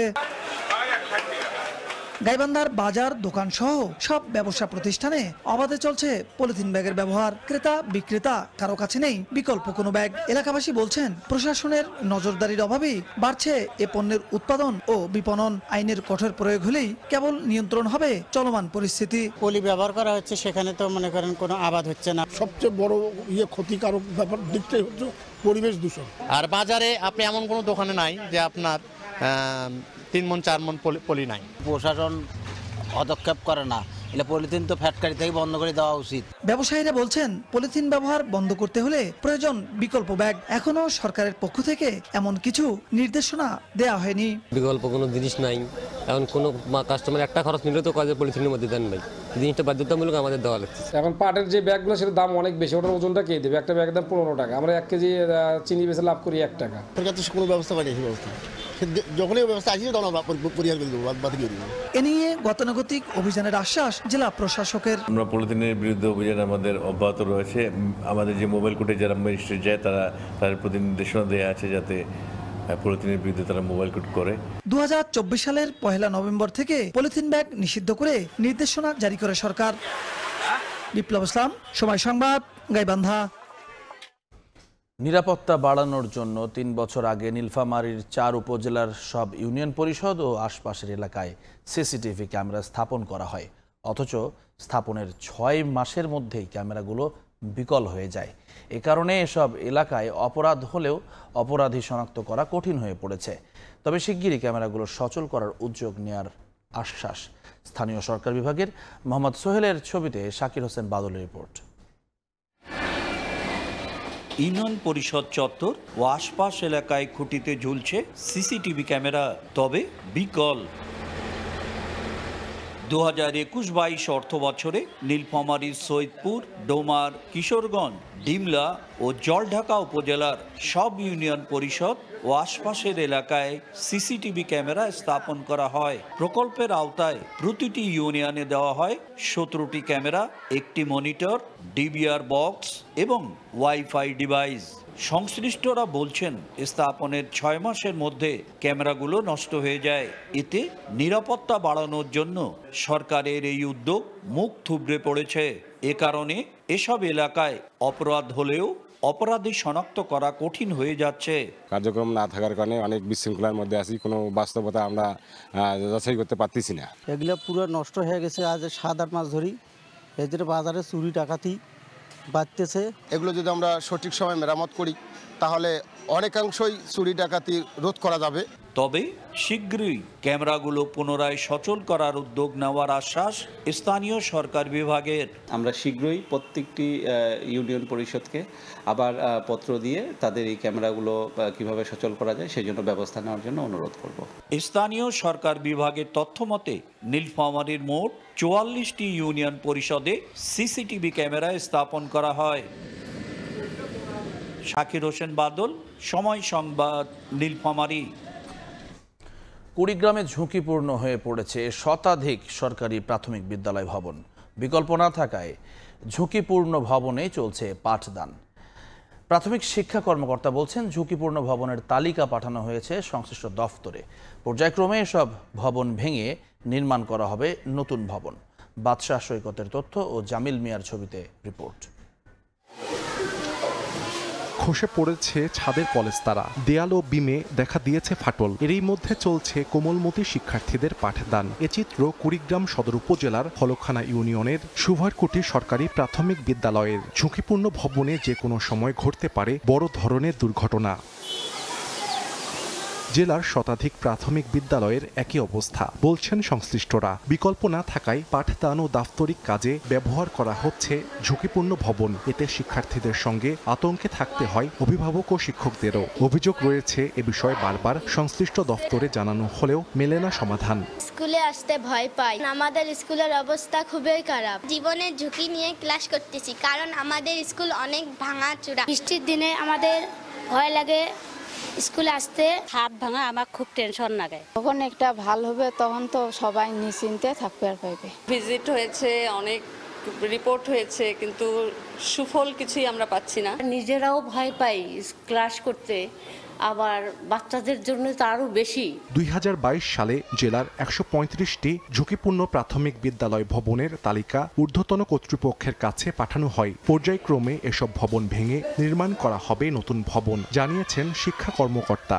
অনেকগুলোর কাজ চলমান, বাকিগুলোর কাজ খুব শীঘ্রই পিডিপি 5-এর আওতাভুক্ত হবে এবং সেগুলোর কাজ খুব তাড়াতাড়ি শেষ হবে। কুড়িগ্রামে 9 উপজেলায় সরকারি প্রাথমিক বিদ্যালয় রয়েছে 1240টি। সময় সংবাদ, কুড়িগ্রাম।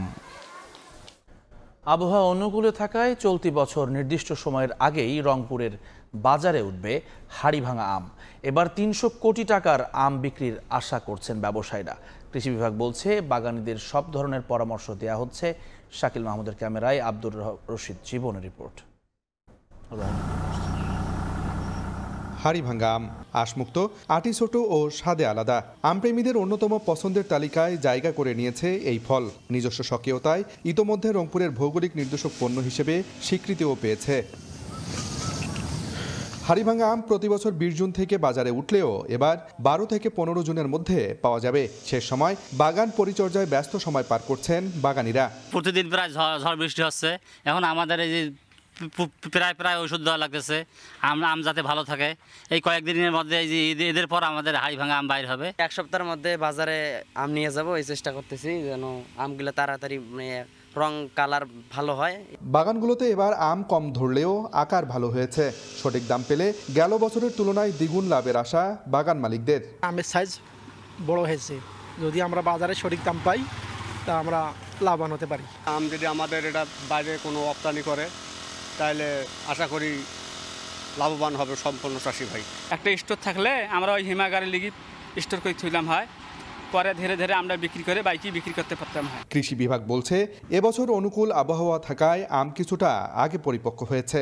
তবে রপ্তানির জন্য আম সংগ্রহ করতে হলে অপেক্ষা করতে হবে 20 জুন পর্যন্ত। আমরা আশা করতেছি গতবার যেরকম কৃষক লাভবান হয়েছে এর চেয়ে আমার এইবার কোনোভাবেই কম হবে না। বাজারের মূল্য ভালো পাবে, কৃষক লাভবান হবে। রংপুর বিভাগে এবছর প্রায় 3200 হেক্টর জমির বাগানে উৎপাদন লক্ষ্যমাত্রা ধরা হয়েছে 48,000 মেট্রিক টন আম, যার বাজার মূল্য প্রায় 300 কোটি টাকা। সংশ্লিষ্টরা বলছেন হাড়িভাঙ্গা আম সংরক্ষণে হিমাগার স্থাপন, আধুনিক আম চাষ পদ্ধতি বাস্তবায়ন সহ গবেষণা কেন্দ্র স্থাপন করা গেলে এই আমই বদলে দিতে পারে রংপুর অঞ্চলের আর্থসামাজিক অবস্থা। আব্দুর রশিদ জীবন, সময় সংবাদ, রংপুর। চীন যুক্তরাষ্ট্রের বাণিজ্যিক উত্তেজনার পারদ আবারও বাড়ছে। যুক্তরাষ্ট্রের বিরুদ্ধে বাণিজ্য চুক্তি লঙ্ঘনের অভিযোগ এনেছে চীন। বেইজিংয়ের অভিযোগ, ট্রাম্প শি জিনপিংকে দেওয়া প্রতিশ্রুতি রাখেননি। এ সময় দেশটির বাণিজ্য মন্ত্রণালয় যুক্তরাষ্ট্রকে হুঁশিয়ারি দিয়ে জানান, চীনের স্বার্থে যদি যুক্তরাষ্ট্র আঘাত করে তবে তা জোরালোভাবে প্রতিহত করা হবে। এর আগে মার্কিন প্রেসিডেন্ট ডোনাল্ড ট্রাম্পও চীনের বিরুদ্ধে চুক্তি লঙ্ঘনের অভিযোগ করেছেন। সম্প্রতি সিঙ্গাপুরের এক সামিটে মার্কিন প্রতিরক্ষামন্ত্রী পিট হেগসেথের চীনের বিরুদ্ধে বিতর্কিত এক মন্তব্য ঘিরে আবারও চীন যুক্তরাষ্ট্র দ্বন্দ্বে নতুন হাওয়া লাগে। অনুষ্ঠানটিতে তিনি চীনকে যুক্তরাষ্ট্রের জন্য হুমকি হিসেবে আখ্যা দিয়ে এশীয় দেশগুলোকে সতর্ক করেন। হেগসেথের এমন মন্তব্য ছাড়াও মার্কিন প্রেসিডেন্ট ডোনাল্ড ট্রাম্প বেইজিংয়ের বিরুদ্ধে বাণিজ্যিক চুক্তি লঙ্ঘনের অভিযোগ আনেন। যুক্তরাষ্ট্রের এসব অভিযোগের কড়া প্রতিক্রিয়া জানিয়েছে চীন। হেগসেথের বক্তব্যের পরিপ্রেক্ষিতে যুক্তরাষ্ট্রই এশিয়ার জন্য সবচেয়ে বড় হুমকি বলে দাবি করে চীনা পররাষ্ট্র মন্ত্রণালয়। দক্ষিণ চীন সাগরে মার্কিন অস্ত্র মোতায়েন, নজরদারি এবং চীনা দ্বীপপুঞ্জে উস্কানিমূলক তৎপরতার অভিযোগ তুলেছে বেইজিং। চীনা বাণিজ্য মন্ত্রণালয়ের অভিযোগে বলা হয়, যুক্তরাষ্ট্র চীনা কোম্পানির জন্য চিপ ডিজাইন সফটওয়্যার বিক্রি বন্ধ করেছে, হুয়াওয়ের চিপ ব্যবহার না করার হুমকি দিয়েছে এবং চীনা শিক্ষার্থীদের ভিসা বাতিল করেছে। যুক্তরাষ্ট্রের সাম্প্রতিক পদক্ষেপে মে মাসের চুক্তি এবং জানুয়ারিতে প্রেসিডেন্ট শি জিনপিং ও ট্রাম্পের ফোনালাপের সিদ্ধান্ত ভঙ্গ হয়েছে বলে অভিযোগ চীনের বাণিজ্য মন্ত্রণালয়ের। বেইজিং ওয়াশিংটনকে অবিলম্বে তার ভুল পদক্ষেপগুলো সংশোধন এবং চীনের বিরুদ্ধে বৈষম্যমূলক নিষেধাজ্ঞা বন্ধের আহ্বান জানিয়েছে। এছাড়া চীন হুঁশিয়ারি দিয়েছে, যদি যুক্তরাষ্ট্র তার নিজস্ব পথে চলতে থাকে এবং চীনের স্বার্থের ক্ষতি করতে থাকে তাহলে বেইজিং তার বৈধ অধিকার ও স্বার্থ রক্ষায় দৃঢ় ও জোরালো পদক্ষেপ নেবে। এদিকে বিশ্লেষকরা বলছেন, চীনের প্রতি এশিয়ার মনোভাব ইউরোপের তুলনায় অনেকটাই মিশ্র। অনেক দেশ দক্ষিণ চীন সাগর নিয়ে উদ্বেগ প্রকাশ করলেও বেইজিংয়ের সঙ্গে অর্থনৈতিক সম্পর্ক বজায় রাখতে আগ্রহী। মালিহা সুহরওয়ার্দী, সময় সংবাদ। সাবমেরিন বহর বাড়াচ্ছে যুক্তরাজ্য। যুদ্ধ প্রস্তুতি নিশ্চিত করতে বিশাল সামরিক বিনিয়োগের ঘোষণাও দিয়েছে লন্ডন। বিশেষজ্ঞরা বলছেন, চীনের উত্থান এবং ইউরোপের নিরাপত্তা হুমকি ঘিরে নতুন প্রতিরক্ষা দৃষ্টিভঙ্গি আনছে স্টারমার প্রশাসন। প্রতিরক্ষা খাতে পরিবর্তন আনতে যাচ্ছে যুক্তরাজ্য। প্রথমবারের মতো যুক্তরাজ্যের সরকার স্বীকার করেছে দেশটির পরমাণু অস্ত্রবাহী সাবমেরিনের জন্য নতুন ওয়ারহেড তৈরির প্রকল্প চলছে, যার খরচ দাঁড়াবে প্রায় ১,৫০০ কোটি পাউন্ড। সোমবার দেশটির সরকার ঘোষণা দিয়েছে বর্তমানে 7টি পরমাণু চালিত অ্যাটাক সাবমেরিনের স্থানে আনা হবে 12টি নতুন প্রজন্মের সাবমেরিন। জানা গেছে এগুলো পরমাণু চালিত হলেও অস্ত্র হিসেবে বহন করবে অন্যান্য ধরনের অস্ত্র। যুক্তরাষ্ট্র, অস্ট্রেলিয়া ও যুক্তরাজ্যের মধ্যে গঠিত নিরাপত্তা জোট AUKUS এর আওতায় নির্মিত হবে এই নতুন সাবমেরিনগুলো। বিশ্লেষকরা বলছেন সমুদ্রপথে চীনের আধিপত্য মোকাবিলায় এই ত্রিপাক্ষিক জোটকে ধরা হচ্ছে ইন্দো প্যাসিফিকে পশ্চিমা প্রতিরক্ষার অগ্রভাগ হিসেবে। যুক্তরাজ্যে আমরা অন্তত 6টি নতুন গোলাবারুদ কারখানা নির্মাণ করব, যা 1000-এরও বেশি কর্মসংস্থান সৃষ্টি করবে। ইউরোপের প্রতিরোধ ক্ষমতা বাড়াতে যুক্তরাজ্যেই আমরা হাজার হাজার নতুন দূরপাল্লার অস্ত্র তৈরি করব। আমাদের মাতৃভূমিকে রক্ষায় আমরা বিমান ও ক্ষেপণাস্ত্র প্রতিরক্ষা ব্যবস্থায় বিনিয়োগ করব। বিশ্লেষকদের দাবি এই ঘটনায় ইঙ্গিত দেয় কেবল প্রতিরক্ষা নয়, বহুমুখী মোকাবিলার জন্য প্রস্তুত হচ্ছে যুক্তরাজ্য। নিজেদের সুরক্ষা নিজেদেরই নিশ্চিত করতে হবে বলে ইউরোপকে এর আগে কড়া বার্তা দিয়েছিলেন মার্কিন president Donald Trump. Kakuli Akhtar, Somoy Sangbad. কানাডার উত্তরাঞ্চলে দাবানলে পুড়ে গেছে কয়েক হাজার হেক্টর বনভূমি। ম্যানিটোবার উত্তরের প্রত্যন্ত অঞ্চল থেকে পালিয়ে যাচ্ছে হাজারো মানুষ। বন্ধ হয়ে গেছে অনেক সড়ক। ম্যানিটোবার দ্য পাস এলাকায় ধোঁয়ায় ঢেকে যায় আকাশ। আগুন ছড়িয়ে পড়ে বিস্তীর্ণ বনাঞ্চলে। নিরাপদ আশ্রয়ের সন্ধানের খোঁজে স্থানীয় বাসিন্দারা। কানাডিয়ান ইন্টেলিজেন্সি ফরেস্ট ফায়ার সেন্টারের তথ্য অনুযায়ী 1 জুন পর্যন্ত কানাডা জুড়ে 14 লাখ হেক্টর বনভূমি আগুনে পুড়েছে। শুধু ম্যানিটোবায় এখনও 24টি স্থানে আগুন সক্রিয় আছে। পার্শ্ববর্তী আলবার্টায় যেটির সংখ্যা 49।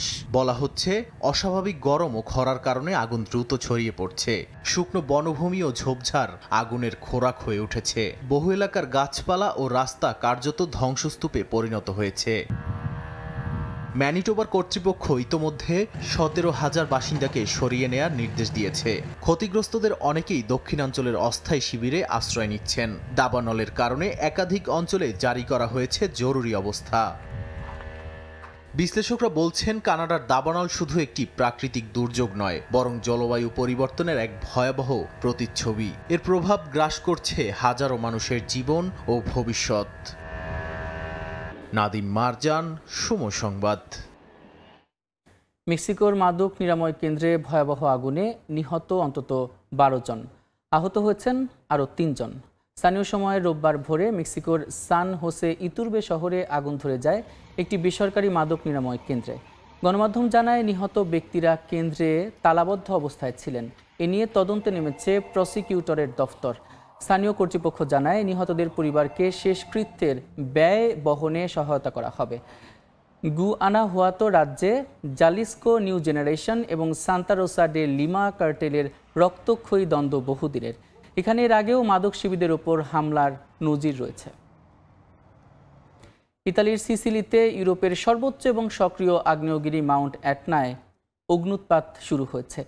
স্থানীয় সময় সোমবার ভোর থেকে লাভা এবং ছাই উদ্গীরণ শুরু হয়। ইতালির জাতীয় ভূতাত্ত্বিক ও আগ্নেয়গিরি ইনস্টিটিউট জানিয়েছে অগ্নুৎপাতের কারণে প্রায় 6,400 মিটার উচ্চতায় ছাই স্তম্ভ হয়ে ওঠে।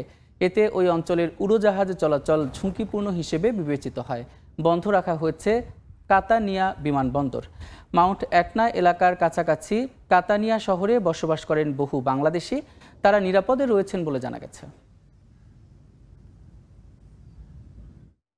জার্মানির বার্লিনে পালিত হলো জিয়াউর রহমানের 44তম শাহাদাত বার্ষিকী। জার্মান বিএনপি আয়োজনে ছিল দোয়া মাহফিল এবং তথ্যচিত্র প্রদর্শন। বার্লিনের ওয়াইনস্ট্রাসে স্থানীয় সময় সোমবার সন্ধ্যায় বিএনপি নেতাকর্মীরা জড়ো হন দোয়া মাহফিলে। দোয়া মাহফিলে বেগম খালেদা জিয়ার সুস্থতা, তারেক রহমানের দীর্ঘায়ু এবং আরাফাত রহমান কোকো সহ জুলাই বিপ্লবের শহীদদের আত্মার মাগফিরাত কামনা করা হয়।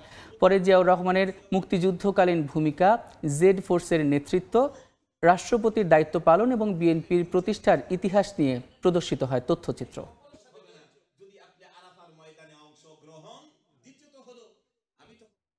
ঈদুল আজহা উপলক্ষে দক্ষিণ আফ্রিকায় জমে উঠেছে কোরবানির পশু বেচা কেনা।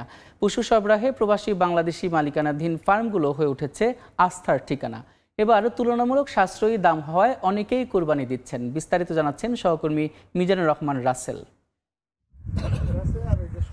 দক্ষিণ আফ্রিকায় প্রায় 2% বেশি মুসলমানদের বসবাস।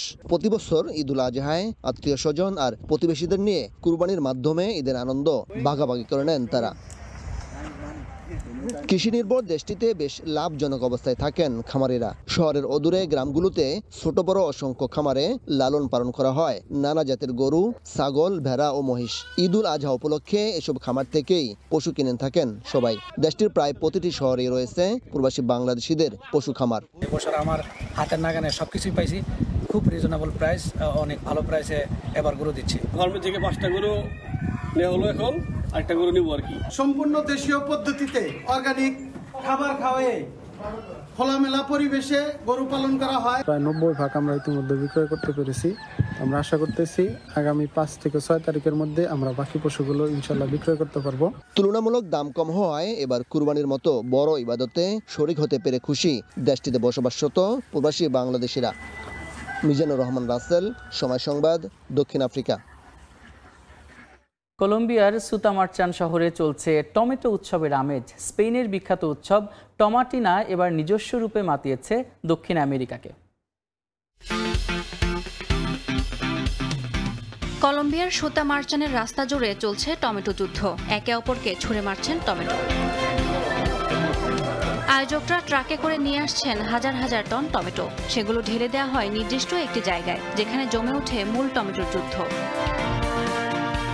সুতামারচান শহরে 70 থেকে 80% পরিবার টমেটো চাষের উপর নির্ভরশীল। এই টমেটো উৎসব তাদের অর্থনীতিকে সম্মান জানাতে আয়োজন করা হয়। এই টমেটো উৎসব এই আয়োজনে স্থানীয়দের উপভোগ করার পাশাপাশি দেশ বিদেশের পর্যটকদের পদচারণায় প্রাণ ফিরে পায় পুরো অঞ্চল।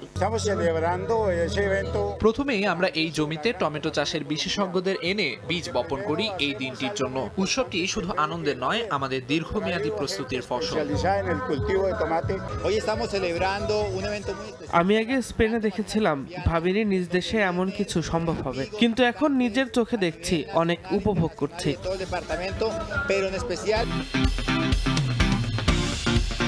স্পেনের লা টমাটিনা উৎসব বিশ্বজুড়ে বিখ্যাত। 1945 সালে উৎসবের শুরু হয় বুনিওল শহরের টাউন হলের এক কর্মকর্তার সাথে বিবাদের মাধ্যমে। এই কর্মকর্তার সাথে শহরের লোকেরা টমেটো ছুঁড়ে প্রতিবাদ জানায়। এরপর অনেকেই বিষয়টিকে মজার মনে করেন, আর তাই এর ধারাবাহিকতায় শুরু হয় টমেটো নিয়ে মজা করার এই আয়োজন। এখন কেবল স্পেন নয়, বিশ্বের অন্যতম মজার উৎসবে পরিণত হয়েছে এটি। ইউরোপের পাশাপাশি কলম্বিয়াতেও এই উৎসব স্পেনের ঐতিহ্যে পরিণত হয়েছে। আর ঐতিহ্যবাহী এই উৎসবে প্রতি বছর মেতে ওঠে নানা বয়সী হাজার হাজার মানুষ। ইয়াসমিন অনন্যা, সময় সংবাদ। খেলার খবর। আবারও বাংলাদেশে এসে রোমাঞ্চিত হামজা দেওয়ান চৌধুরী। ঢাকায় জাতীয় স্টেডিয়ামে বাংলাদেশ দলের সঙ্গে প্রথমবারের মতো অনুশীলন করে রোমাঞ্চিত লেস্টার সিটি তারকা। এদিন কাবরেরার অধীনে ম্যাচ আবহে রুদ্ধদ্বার অনুশীলন করেছে ফুটবলাররা। গেল মার্চে ভারতের বিপক্ষে খেলতে পারেননি জামাল ভুঁইয়া। সিঙ্গাপুরের বিপক্ষে ম্যাচে জয় দিয়ে সে আক্ষেপ ঘোচাতে চান তিনি। হামজার যোগ দেওয়ার পরই দলের সবাই আরও উজ্জীবিত বলে জানান ম্যানেজার আমির খান। লন্ডন থেকে ঢাকায় পৌঁছে দিনটা বিশ্রামে কাটাবেন দেশের ফুটবলের নবজাগরণের নায়ক হামজা দেওয়ান চৌধুরী। এমনটাই ধারণা ছিল ফুটবল প্রেমীদের। তবে কোথায় বিশ্রাম? অনুশীলনে নামার জন্য তর সইছে না তার। জানালেন সিঙ্গাপুর ম্যাচ নিয়ে রোমাঞ্চিত তিনি। Hello Hamza, how are you? I am very good, thank you. কেমন লাগছে বাংলাদেশে এসে? খুব ভালো লাগছে। জাতীয় স্টেডিয়ামে ঢোকার পর তো আরো বিস্মিত হওয়ার পালা হামজার। তাকে দেখতে তিল ধারণের ঠাঁই নেই স্টেডিয়াম এলাকায়। ফিফা র্যাঙ্কিং এ লাল সবুজের চেয়ে বেশ এগিয়ে সিঙ্গাপুর। এশিয়ান কাপ বাছাইয়ে সি গ্রুপে সবারই ঝুলিতে আছে 1 পয়েন্ট করে। তাই তো এ ম্যাচ নিয়ে সতর্ক কোচ কাবরেরা। রুদ্ধদ্বার অনুশীলনে সেট পিসের ওপর বাড়তি গুরুত্ব দিয়েছেন কোচ। স্কোরিংয়ের দুর্বলতা কাটাতে মুরসালিন রাকিবদের নিয়েও কাজ করেছেন। বাংলার মাটিতে প্রথমবারের মতো একসঙ্গে অনুশীলনে হামজা ফাহমিদুল। দুজনের মাঝে প্রথম দিনেই দেখা গেল দারুণ বোঝাপড়া। ইনজুরির কারণে ভারতের বিপক্ষে ম্যাচে খেলতে পারেননি জামাল ভুঁইয়া। সিঙ্গাপুর ম্যাচটা তাই অন্য সবার চেয়ে আলাদা জামালের কাছে। দেশের মাটিতে সিঙ্গাপুরকে হারিয়ে ফুটবলের নতুন জাগরণ রাঙাতে চান জামাল। ভালো লাগতেছে, সবাই ফিট আছে, সবাই হ্যাপি আছে, সবাই খুশি আছে। সো ইনশাআল্লাহ আমরা জিতবো ইনশাআল্লাহ। হামজা আসার পর দলের মাঝে বোঝাপড়া আরও বেড়েছে বলে জানালেন ম্যানেজার আমির খান। ম্যাচের মতন প্র্যাকটিস হয়েছে, কিছু ফরমেশনে নিয়ে কর্নার কিক, ফ্রি কিক যেগুলি হয় আর কি সেটা করেছে, কিন্তু মনে হচ্ছিল যে সবাই একটা উজ্জীবিত দল। একসঙ্গে অনুশীলনে অভিষেক হয়ে গেছে হামজা ফাহমিদুলের। এখন অপেক্ষা শুধু সমিত সোমের। পারভিন আক্তার, সময় সংবাদ, ঢাকা। বাংলাদেশ জাতীয় ফুটবল দলের রুদ্ধদ্বার অনুশীলন চলাকালীন স্টেডিয়ামের মশাল গেট টপকে মাঠে ঢুকে পড়েন দুই দর্শক। হামজাকে এক নজর দেখতে বেপরোয়া হয়ে ওঠেন তারা। নিরাপত্তা রক্ষায় নিয়োজিত সদস্যদের চোখের সামনেই মাঠে ঢুকে হামজাকে জড়িয়ে ধরে তোলেন ছবি। ৮,০২৮ কিলোমিটার পথ পাড়ি দিয়ে লন্ডন থেকে ঢাকায় বাংলার ফুটবলের নতুন রাজা হামজা দেওয়ান চৌধুরী। গেল মার্চে ঢাকায় এসেই বাংলার ফুটবলের প্রেমে পড়েন হামজা। ইপিএল তারকার জ্বরে কাঁপছে এখন দেশের football. ১০ June Bangladesh Singapore match সামনে রেখে উন্মাদনায় ভাসছে ফুটবল প্রেমীরাও। তবে ভালোবাসা কখনো মধুর, কখনো আবার তা হয়ে ওঠে বেদনা বিধুর। জাতীয় স্টেডিয়ামে হামজার প্রথম অনুশীলন। স্বপ্নের ফুটবলারকে এক নজর দেখতে দেশের বিভিন্ন প্রান্ত থেকে ছুটে আসেন সমর্থকরা। তবে দেশের ফুটবলের হ্যামিলনের বাসিওয়ালা হামজার জন্য কতটা নিরাপদ জাতীয় স্টেডিয়াম? ফেডারেশনের নিরাপত্তার ফাঁকফোকর খুঁজে হঠাৎ করেই মাঠে ঢুকে পড়েন দুজন দর্শক। জাতীয় স্টেডিয়ামের মশাল গেটের দেয়াল টপকে মাঠে এসেই জড়িয়ে ধরেন হামজাকে। তখনও হুঁশ ফেরেনি আইন শৃঙ্খলা বাহিনীর সদস্যদের। ততক্ষণে হামজাকে জড়িয়ে ধরে ছবি তোলার পালাও শেষ করে ফেলেন দর্শক। বাফুফের কর্মকর্তাদের সঙ্গে নিরাপত্তা রক্ষায় নিয়োজিত সদস্যরা আসার আগেই দৌড়ে পালিয়ে যান। এমন ঘটনায় প্রশ্নবিদ্ধ ফুটবলারদের নিরাপত্তা। সিঙ্গাপুর বা ভুটান ম্যাচ চলাকালীন মাঠে এভাবে দর্শক ঢুকে পড়লে জরিমানার মুখে পড়তে হতে পারে ফেডারেশনকে। এফসি কোয়ালিফাইং খেলা, এখানে আপনার যে কোনো সিকিউরিটির ব্যাপারে কিন্তু দোষটা কিন্তু হোম যারা করে অ্যারেঞ্জ করে তাদের উপরে আসে। যেভাবে আজকেই মনে করেন ওখানে কিন্তু আমাদের আইন শৃঙ্খলা বাহিনী পুলিশ ছিল, পুলিশের ফাঁক দিয়ে কিন্তু মশাল গেট থেকে দুইজন ছেলে কিন্তু ঢুকে গিয়েছিল, ঢুকে হামজা পর্যন্ত চলে আসছে। তো সেই জিনিসগুলো আসলে সিকিউরিটির মানে ডেভেলপ করার জন্য আজকে ওই যারা মাঠে কাজ করতেছিল তাদেরকে বলা হয়েছে যে অন্তত এই জিনিসগুলোকে যেন ইমপ্রুভ করা হয়। অনুশীলন থেকে শুরু করে মাঠে ফুটবলারদের নিরাপত্তা আরও জোরদারের তাগিদ আমির খানের। পারভিন আক্তার, সময় সংবাদ, ঢাকা। এশিয়ান কাপ বাছাইয়ে বাংলাদেশ সিঙ্গাপুর ম্যাচের টিকিটের চাহিদা নিয়ে বিড়ম্বনায় পড়লেও বিষয়টি উপভোগ করছেন বাফুফের সিনিয়র সহসভাপতি ইমরুল হাসান। এই ম্যাচ ঘিরে দর্শকদের উন্মাদনা ভাবিয়ে তুলেছে বাফুফেকে। নভেম্বরে ভারতের বিপক্ষে ম্যাচের ভেন্যুতে আসতে পারে পরিবর্তন। দর্শকদের টিকিটের চাহিদা মাথায় রেখে ফেডারেশনের প্রথম পছন্দ জাতীয় স্টেডিয়াম ঢাকা। দেশের ফুটবলে নেই জনপ্রিয়তা। একটা সময় স্টেডিয়ামের গ্যালারিতে আতশি কাছ দিয়েও খুঁজে পাওয়া যেত না দর্শক। তবে সেসব এখন শুধুই অতীত। একজন হামজা চৌধুরী বদলে দিয়েছেন সব হিসেব নিকেশ। এশিয়ান কাপ বাছাইয়ে সিঙ্গাপুরের বিপক্ষে বাংলাদেশের ম্যাচের টিকিট নিয়ে চারদিকে যে হাহাকার, তাই বলে দিচ্ছে এই ম্যাচ ঘিরে সমর্থকদের উন্মাদনা কোথায় গিয়ে ঠেকেছে। হামজার সঙ্গে জাতীয় দলে সমিত সোম ও ফাহামেদুল ইসলামের অন্তর্ভুক্তি যোগ করেছে বাড়তি মাত্রা।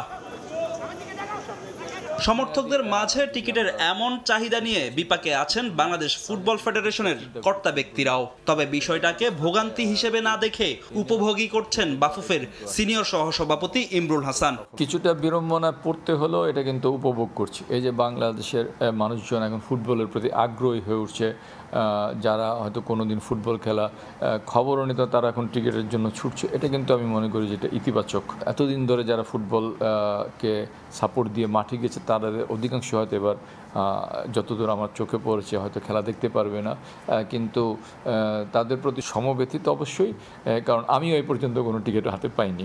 বাংলাদেশ সিঙ্গাপুর ম্যাচের ক্রেজ ভাবিয়ে তুলেছে বাফুফেকে। নভেম্বরে এশিয়ান কাপ বাছাইয়ে ভারতের বিপক্ষে হোম ম্যাচ সিলেট স্টেডিয়ামে আয়োজিত হওয়ার কথা থাকলেও সেখানেও আসতে পারে পরিবর্তন। সিলেটের চাইতে ঢাকা স্টেডিয়ামের দর্শক সংখ্যা বেশি, তো সেই খেলাটাকে যেন ঢাকা স্টেডিয়ামে অনুষ্ঠান করা যায়, অনুষ্ঠিত করার সেই চেষ্টাটুকু আমাদের থাকবে। হামজা, সমিত, ফাহামেদুল, কিউবারা সমৃদ্ধ করছে জাতীয় দল। তবে লাল সবুজদের নিয়ে বাফুফের ভাবনা দীর্ঘমেয়াদী।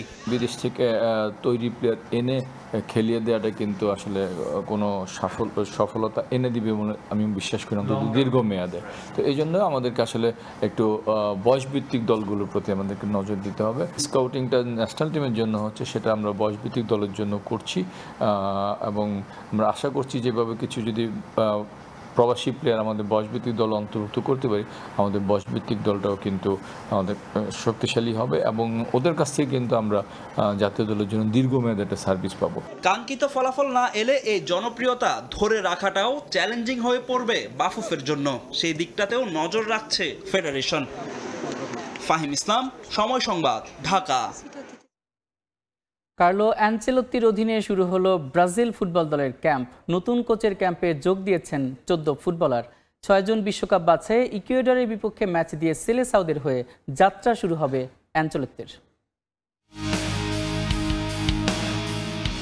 ব্রাজিলের লিগে হাত দিয়ে গোল দিয়ে ডিয়েগো ম্যারাডোনার হ্যান্ড অব গড গোলকে মনে করিয়ে দিয়েছেন নেইমার। যদিও আর্জেন্টিনাকে বিশ্বকাপ জেতাতে ভূমিকা রাখা ওই গোলের মতো কিছু করতে পারেননি ব্রাজিলিয়ান তারকা। ক্যারিয়ার জুড়ে ইনজুরি জর্জরিত খেলোয়াড়ের ঠাঁই হয়নি নতুন কোচ কার্লো অ্যানচেলোত্তির স্কোয়াডেও। নেইমারকে ছাড়াই ফিফা বিশ্বকাপ বাছাইয়ের নেক্সট 2 ম্যাচের জন্য ক্যাম্প শুরু করেছেন ইতালিয়ান কোচ। ডন কার্লোর ক্যাম্পে এমন হাসি মুখ দেখে খুশি হচ্ছেন ভক্তরা। নিউ হেয়ার স্টাইল নিয়ে হাজির ভিনিসিয়াস জুনিয়র।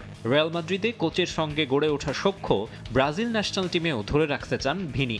নতুন হেয়ার কাটে নতুন করে শুরুর আশায় এই তারকা। ম্যানচেস্টার ইউনাইটেড থেকে ধারে রয়্যাল বেতিসে গিয়ে দুর্দান্ত সময় কাটানো অ্যান্টনির আশা ইতালিয়ান মাস্টার মাইন্ডের অধীনে ফর্ম ধরে রাখা। প্রাথমিক আলাপে হয়তো সে প্রত্যয়ের কথা জানিয়েছেন এই উইঙ্গার। সেলেসাওদের হেক্সা মিশনের নিউ জার্নিতে প্রথম দিন ক্যাম্পে যোগ দেন 14 ফুটবলার। বাকি 11 জনও যোগ দেবেন আজকালই। রিচার্লিসন, মার্টিনেলিরা অ্যানচেলোত্তির সঙ্গে প্রাথমিক আলাপ সেরে নিয়েছেন। এখন মাঠের অনুশীলনে নামার অপেক্ষা।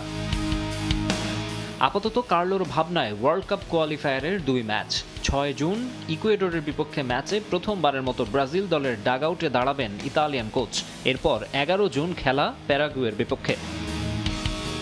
লাতিন আমেরিকা অঞ্চলের বাছাই থেকে বিশ্বকাপে কোয়ালিফাই করবে 6 দল। এই মুহূর্তে 21 পয়েন্ট নিয়ে 4-এ আছে ব্রাজিল, 31 পয়েন্ট নিয়ে শীর্ষে আর্জেন্টিনা, 2-এ ইকুয়েডর আর 3-এ আছে উরুগুয়ে। বাকি আছে 4 রাউন্ড। শুধু কোয়ালিফাই না, 2 যুগ ধরে ব্রাজিলের হেক্সা ট্রফির যে আক্ষেপ তা ঘোচাতে চান নয়া কোচ অ্যানচেলোত্তি। মাকসুম আলম খান, সময় সংবাদ। বোলিংয়ে আগের মতো রিদম ফিরে পেয়েছেন পেসার এবাদত হোসেন। শ্রীলঙ্কা সিরিজ দিয়েই মাঠে ফিরতে চান টাইগার পেসার। লঙ্কান সিরিজ নিয়ে দেখছেন বড় স্বপ্ন। 3 ফরম্যাটেই বোলিং ব্যাটিং 2 ডিপার্টমেন্টেই দলের চ্যালেঞ্জ নিতে হবে বলে জানান এবাদত। পেস, বাউন্সার, ইয়র্কার, স্লোয়ারটাও ঠিকঠাক। বোলিং দেখিয়ে স্পষ্ট কতটা ফিট এবাদত হোসেন।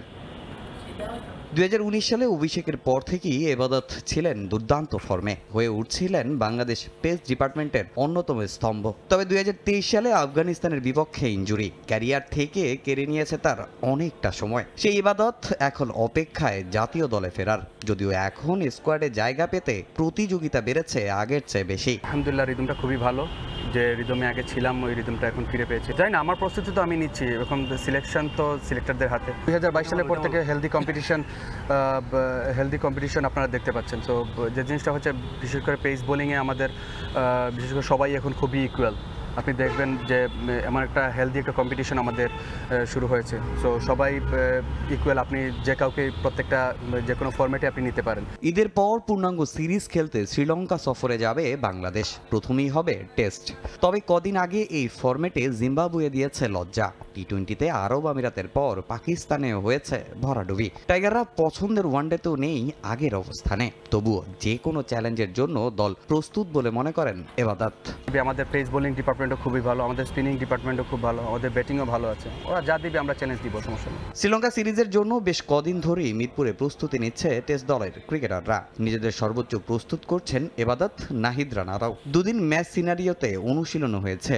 নিজেদের প্রস্তুতি নিয়ে সন্তুষ্ট টাইগার পেসারও। ব্যাটসম্যানরা খুবই ভালো শেপে আছে, দেখলাম সবাই খুব ভালো বল ছাড়তেছে, ডিফেন্স করতেছে, সিঙ্গেল নিচ্ছে, বাউন্ডারি বল যেগুলো বাজে বলগুলো পানিশ করতেছে, খুবই ভালো আছে সবাই। ইভেন তো বোলার যারা, নাহিদ রানা খুব ভালো জোরে বল করতেছে, যে এইসব উইকেটে অনেক ব্যাটিং প্যারাডাইজ বলতে হয় এই উইকেটটা, তো এই জায়গায় অনেক জোরে জোরে বল করছে। সো আমরা চাচ্ছি যে সব বোলার যারা আছে আমরা টেস্ট লেন্থে বল করতে এবং ব্যাটসম্যানরা যাতে খুব কমফোর্টেবলি না যাতে না খেলতে পারে। ওভারঅল পুরো টিমের সবাই খুব ভালো আছে। ঈদের আগে এদিন ছিল শেষ অনুশীলন। ছুটি কাটিয়ে আগামী 10 জুন ক্যাম্পে যোগ দেবেন ক্রিকেটাররা। 13 জুন শ্রীলঙ্কার উদ্দেশ্যে দেশ ছাড়বে বাংলাদেশ দল। তামিম হোসেন, সময় সংবাদ, ঢাকা। 2025-26 অর্থ বছরে বাড়ছে যুব ও ক্রীড়া মন্ত্রণালয়ের বরাদ্দ। প্রস্তাবিত বাজেটে এই মন্ত্রণালয়ের বরাদ্দ বাড়িয়ে ধরা হয়েছে 2423 কোটি টাকা, যা মোট বাজেটের মাত্র 0.31%। চলতি বছরের বরাদ্দের মধ্যে পরিচালন খাতে 983 কোটি টাকা আর উন্নয়ন খাতে খরচ ধরা হয়েছে 1440 কোটি টাকা। বরাদ্দের ক্ষেত্রে অগ্রাধিকার পেয়েছে দেশের বিভিন্ন উপজেলায় নির্মিত মিনি স্টেডিয়ামগুলো। আদায়ের দক্ষতা বৃদ্ধির লক্ষ্যে রাজস্ব ব্যবস্থা নতুন অর্থবছরের জন্য 7,000 কোটি টাকা কমিয়ে মোট ব্যয় ধরা হয়েছে 7,90,000 কোটি টাকা। অগ্রাধিকারমূলক খাতগুলোতে বরাদ্দ দিলেও ক্রীড়া খাতকে ভুলে যাননি অর্থ উপদেষ্টা, বরং বরাদ্দ বাড়িয়েছেন যুব ও ক্রীড়া মন্ত্রণালয়। পরিচালন ও উন্নয়ন ব্যয় মিলিয়ে প্রস্তাব করা হয়েছে 2423 কোটি টাকা। এর মধ্যে উন্নয়ন খাতে 1440 কোটি 37 লাখ টাকা এবং পরিচালন ব্যয় 982 কোটি 63 লক্ষ টাকা। নতুন বাজেটে বরাদ্দ বাড়লেও 2024-25 অর্থবছরের জন্য আগের বরাদ্দে কাটছাঁট করেছেন অর্থ উপদেষ্টা, যার পরিমাণ কমিয়ে ধরা হয়েছে 1580 কোটি 78 লাখ 37 হাজার টাকা। সংশোধিত এই বাজেটে উন্নয়ন খাতে 627 কোটি 95 লাখ টাকা এবং পরিচালন ব্যয়ের পরিমাণ ধরা হয়েছে 952 কোটি 83 লাখ 37 হাজার টাকা। অর্থাৎ 2025-26 অর্থবছরের প্রস্তাবিত বাজেটে রাখা বরাদ্দ চলমান সংশোধিত বাজেটের তুলনায় 842 কোটি 21 লাখ 63 হাজার টাকা বেশি। 2025-26 অর্থবছরের বরাদ্দের ক্ষেত্রে অগ্রাধিকার পেয়েছে দেশের বিভিন্ন অঞ্চলে নির্মিত মিনি স্টেডিয়ামগুলো, যার নির্মাণ ব্যয় ধরা হয়েছে 113 কোটি টাকার বেশি। বিকেএসপির প্রশিক্ষণ সুবিধাদির আধুনিকায়ন এবং ভৌত অবকাঠামো সুবিধাদির উন্নয়নের বরাদ্দ রাখা হয়েছে 16 কোটি টাকার বেশি। এছাড়াও নড়াইল বীর শ্রেষ্ঠ নূর মোহাম্মদ স্টেডিয়াম ও টেবিল টেনিস ভবনের অধিকতর উন্নয়ন এবং ইনডোর স্টেডিয়াম ও ভলিবল স্টেডিয়াম নির্মাণ প্রকল্প, ক্রীড়াক্ষেত্রে প্রতিভার অন্বেষণ, গ্রামাঞ্চলের ক্রীড়া পরিবেশ সৃষ্টি এবং দক্ষ ক্রীড়াবিদ তৈরি, জাতীয় ও আন্তর্জাতিক বিভিন্ন প্রতিযোগিতা আয়োজন, অংশগ্রহণ, জাতীয় ক্রীড়া পুরস্কার প্রদান ছাড়াও বরাদ্দ রাখা হয়েছে বিভিন্ন ক্রীড়া সংস্থা ও অসচ্ছল ক্রীড়াবিদদের কল্যাণ অনুদান প্রদান এবং ক্রীড়া স্থাপনা নির্মাণ, উন্নয়ন ও রক্ষণাবেক্ষণে। মাহবুব রিমন, সময় সংবাদ, ঢাকা। এ পর্যায়ে শীর্ষ সংবাদগুলো জানিয়ে দিচ্ছে আরেকবার। প্রথমবার কমলো বাজেটের আকার, 7,90,000 কোটি টাকা প্রস্তাব। প্রবৃদ্ধির ধারণা থেকে বেরিয়ে জীবিকায় গুরুত্ব। কৃষির জন্য বরাদ্দ 3,000 কোটি। সংকোচনমূলক বাজেটে চাহিদার তুলনায় বরাদ্দ বাড়েনি কৃষি ও প্রাণী সম্পদ খাতে। শস্য খাতে 10% করার পরামর্শ। করমুক্ত আয় সীমায় পরিবর্তন আসতে পারে আগামী অর্থবছর। ডিসেম্বরে নির্বাচন চায় বেশিরভাগ দল, দাবি সালাউদ্দিনের। এপ্রিলের মধ্যে ভোটের পক্ষে জামায়াত। ইসিতে আস্থা নিয়ে এনসিপির দ্রুতই জুলাই সনদের আশা প্রধান উপদেষ্টার। ঈদযাত্রায় ঢাকাবাসীর ভোগান্তি কমাতে খুলে দেওয়া হলো ঢাকা বাইপাস এক্সপ্রেসওয়ের একাংশ। রাজধানীতে ঢুকবে না উত্তরবঙ্গ থেকে পূর্বাঞ্চলগামী ভারী বাহন। এবং তিস্তার 2 তীর রক্ষায় পাউবোর 100 কোটি টাকা খরচ, তবুও বর্ষায় থামে না বসতবাড়ি ফসলি জমির ভাঙন। মহাপরিকল্পনা ছাড়া যে কোনো প্রকল্পই অর্থের অপচয় বলছেন পরিবেশবিদরা। এই ছিল ভোরের সময়, সঙ্গে থাকুন সময়ের।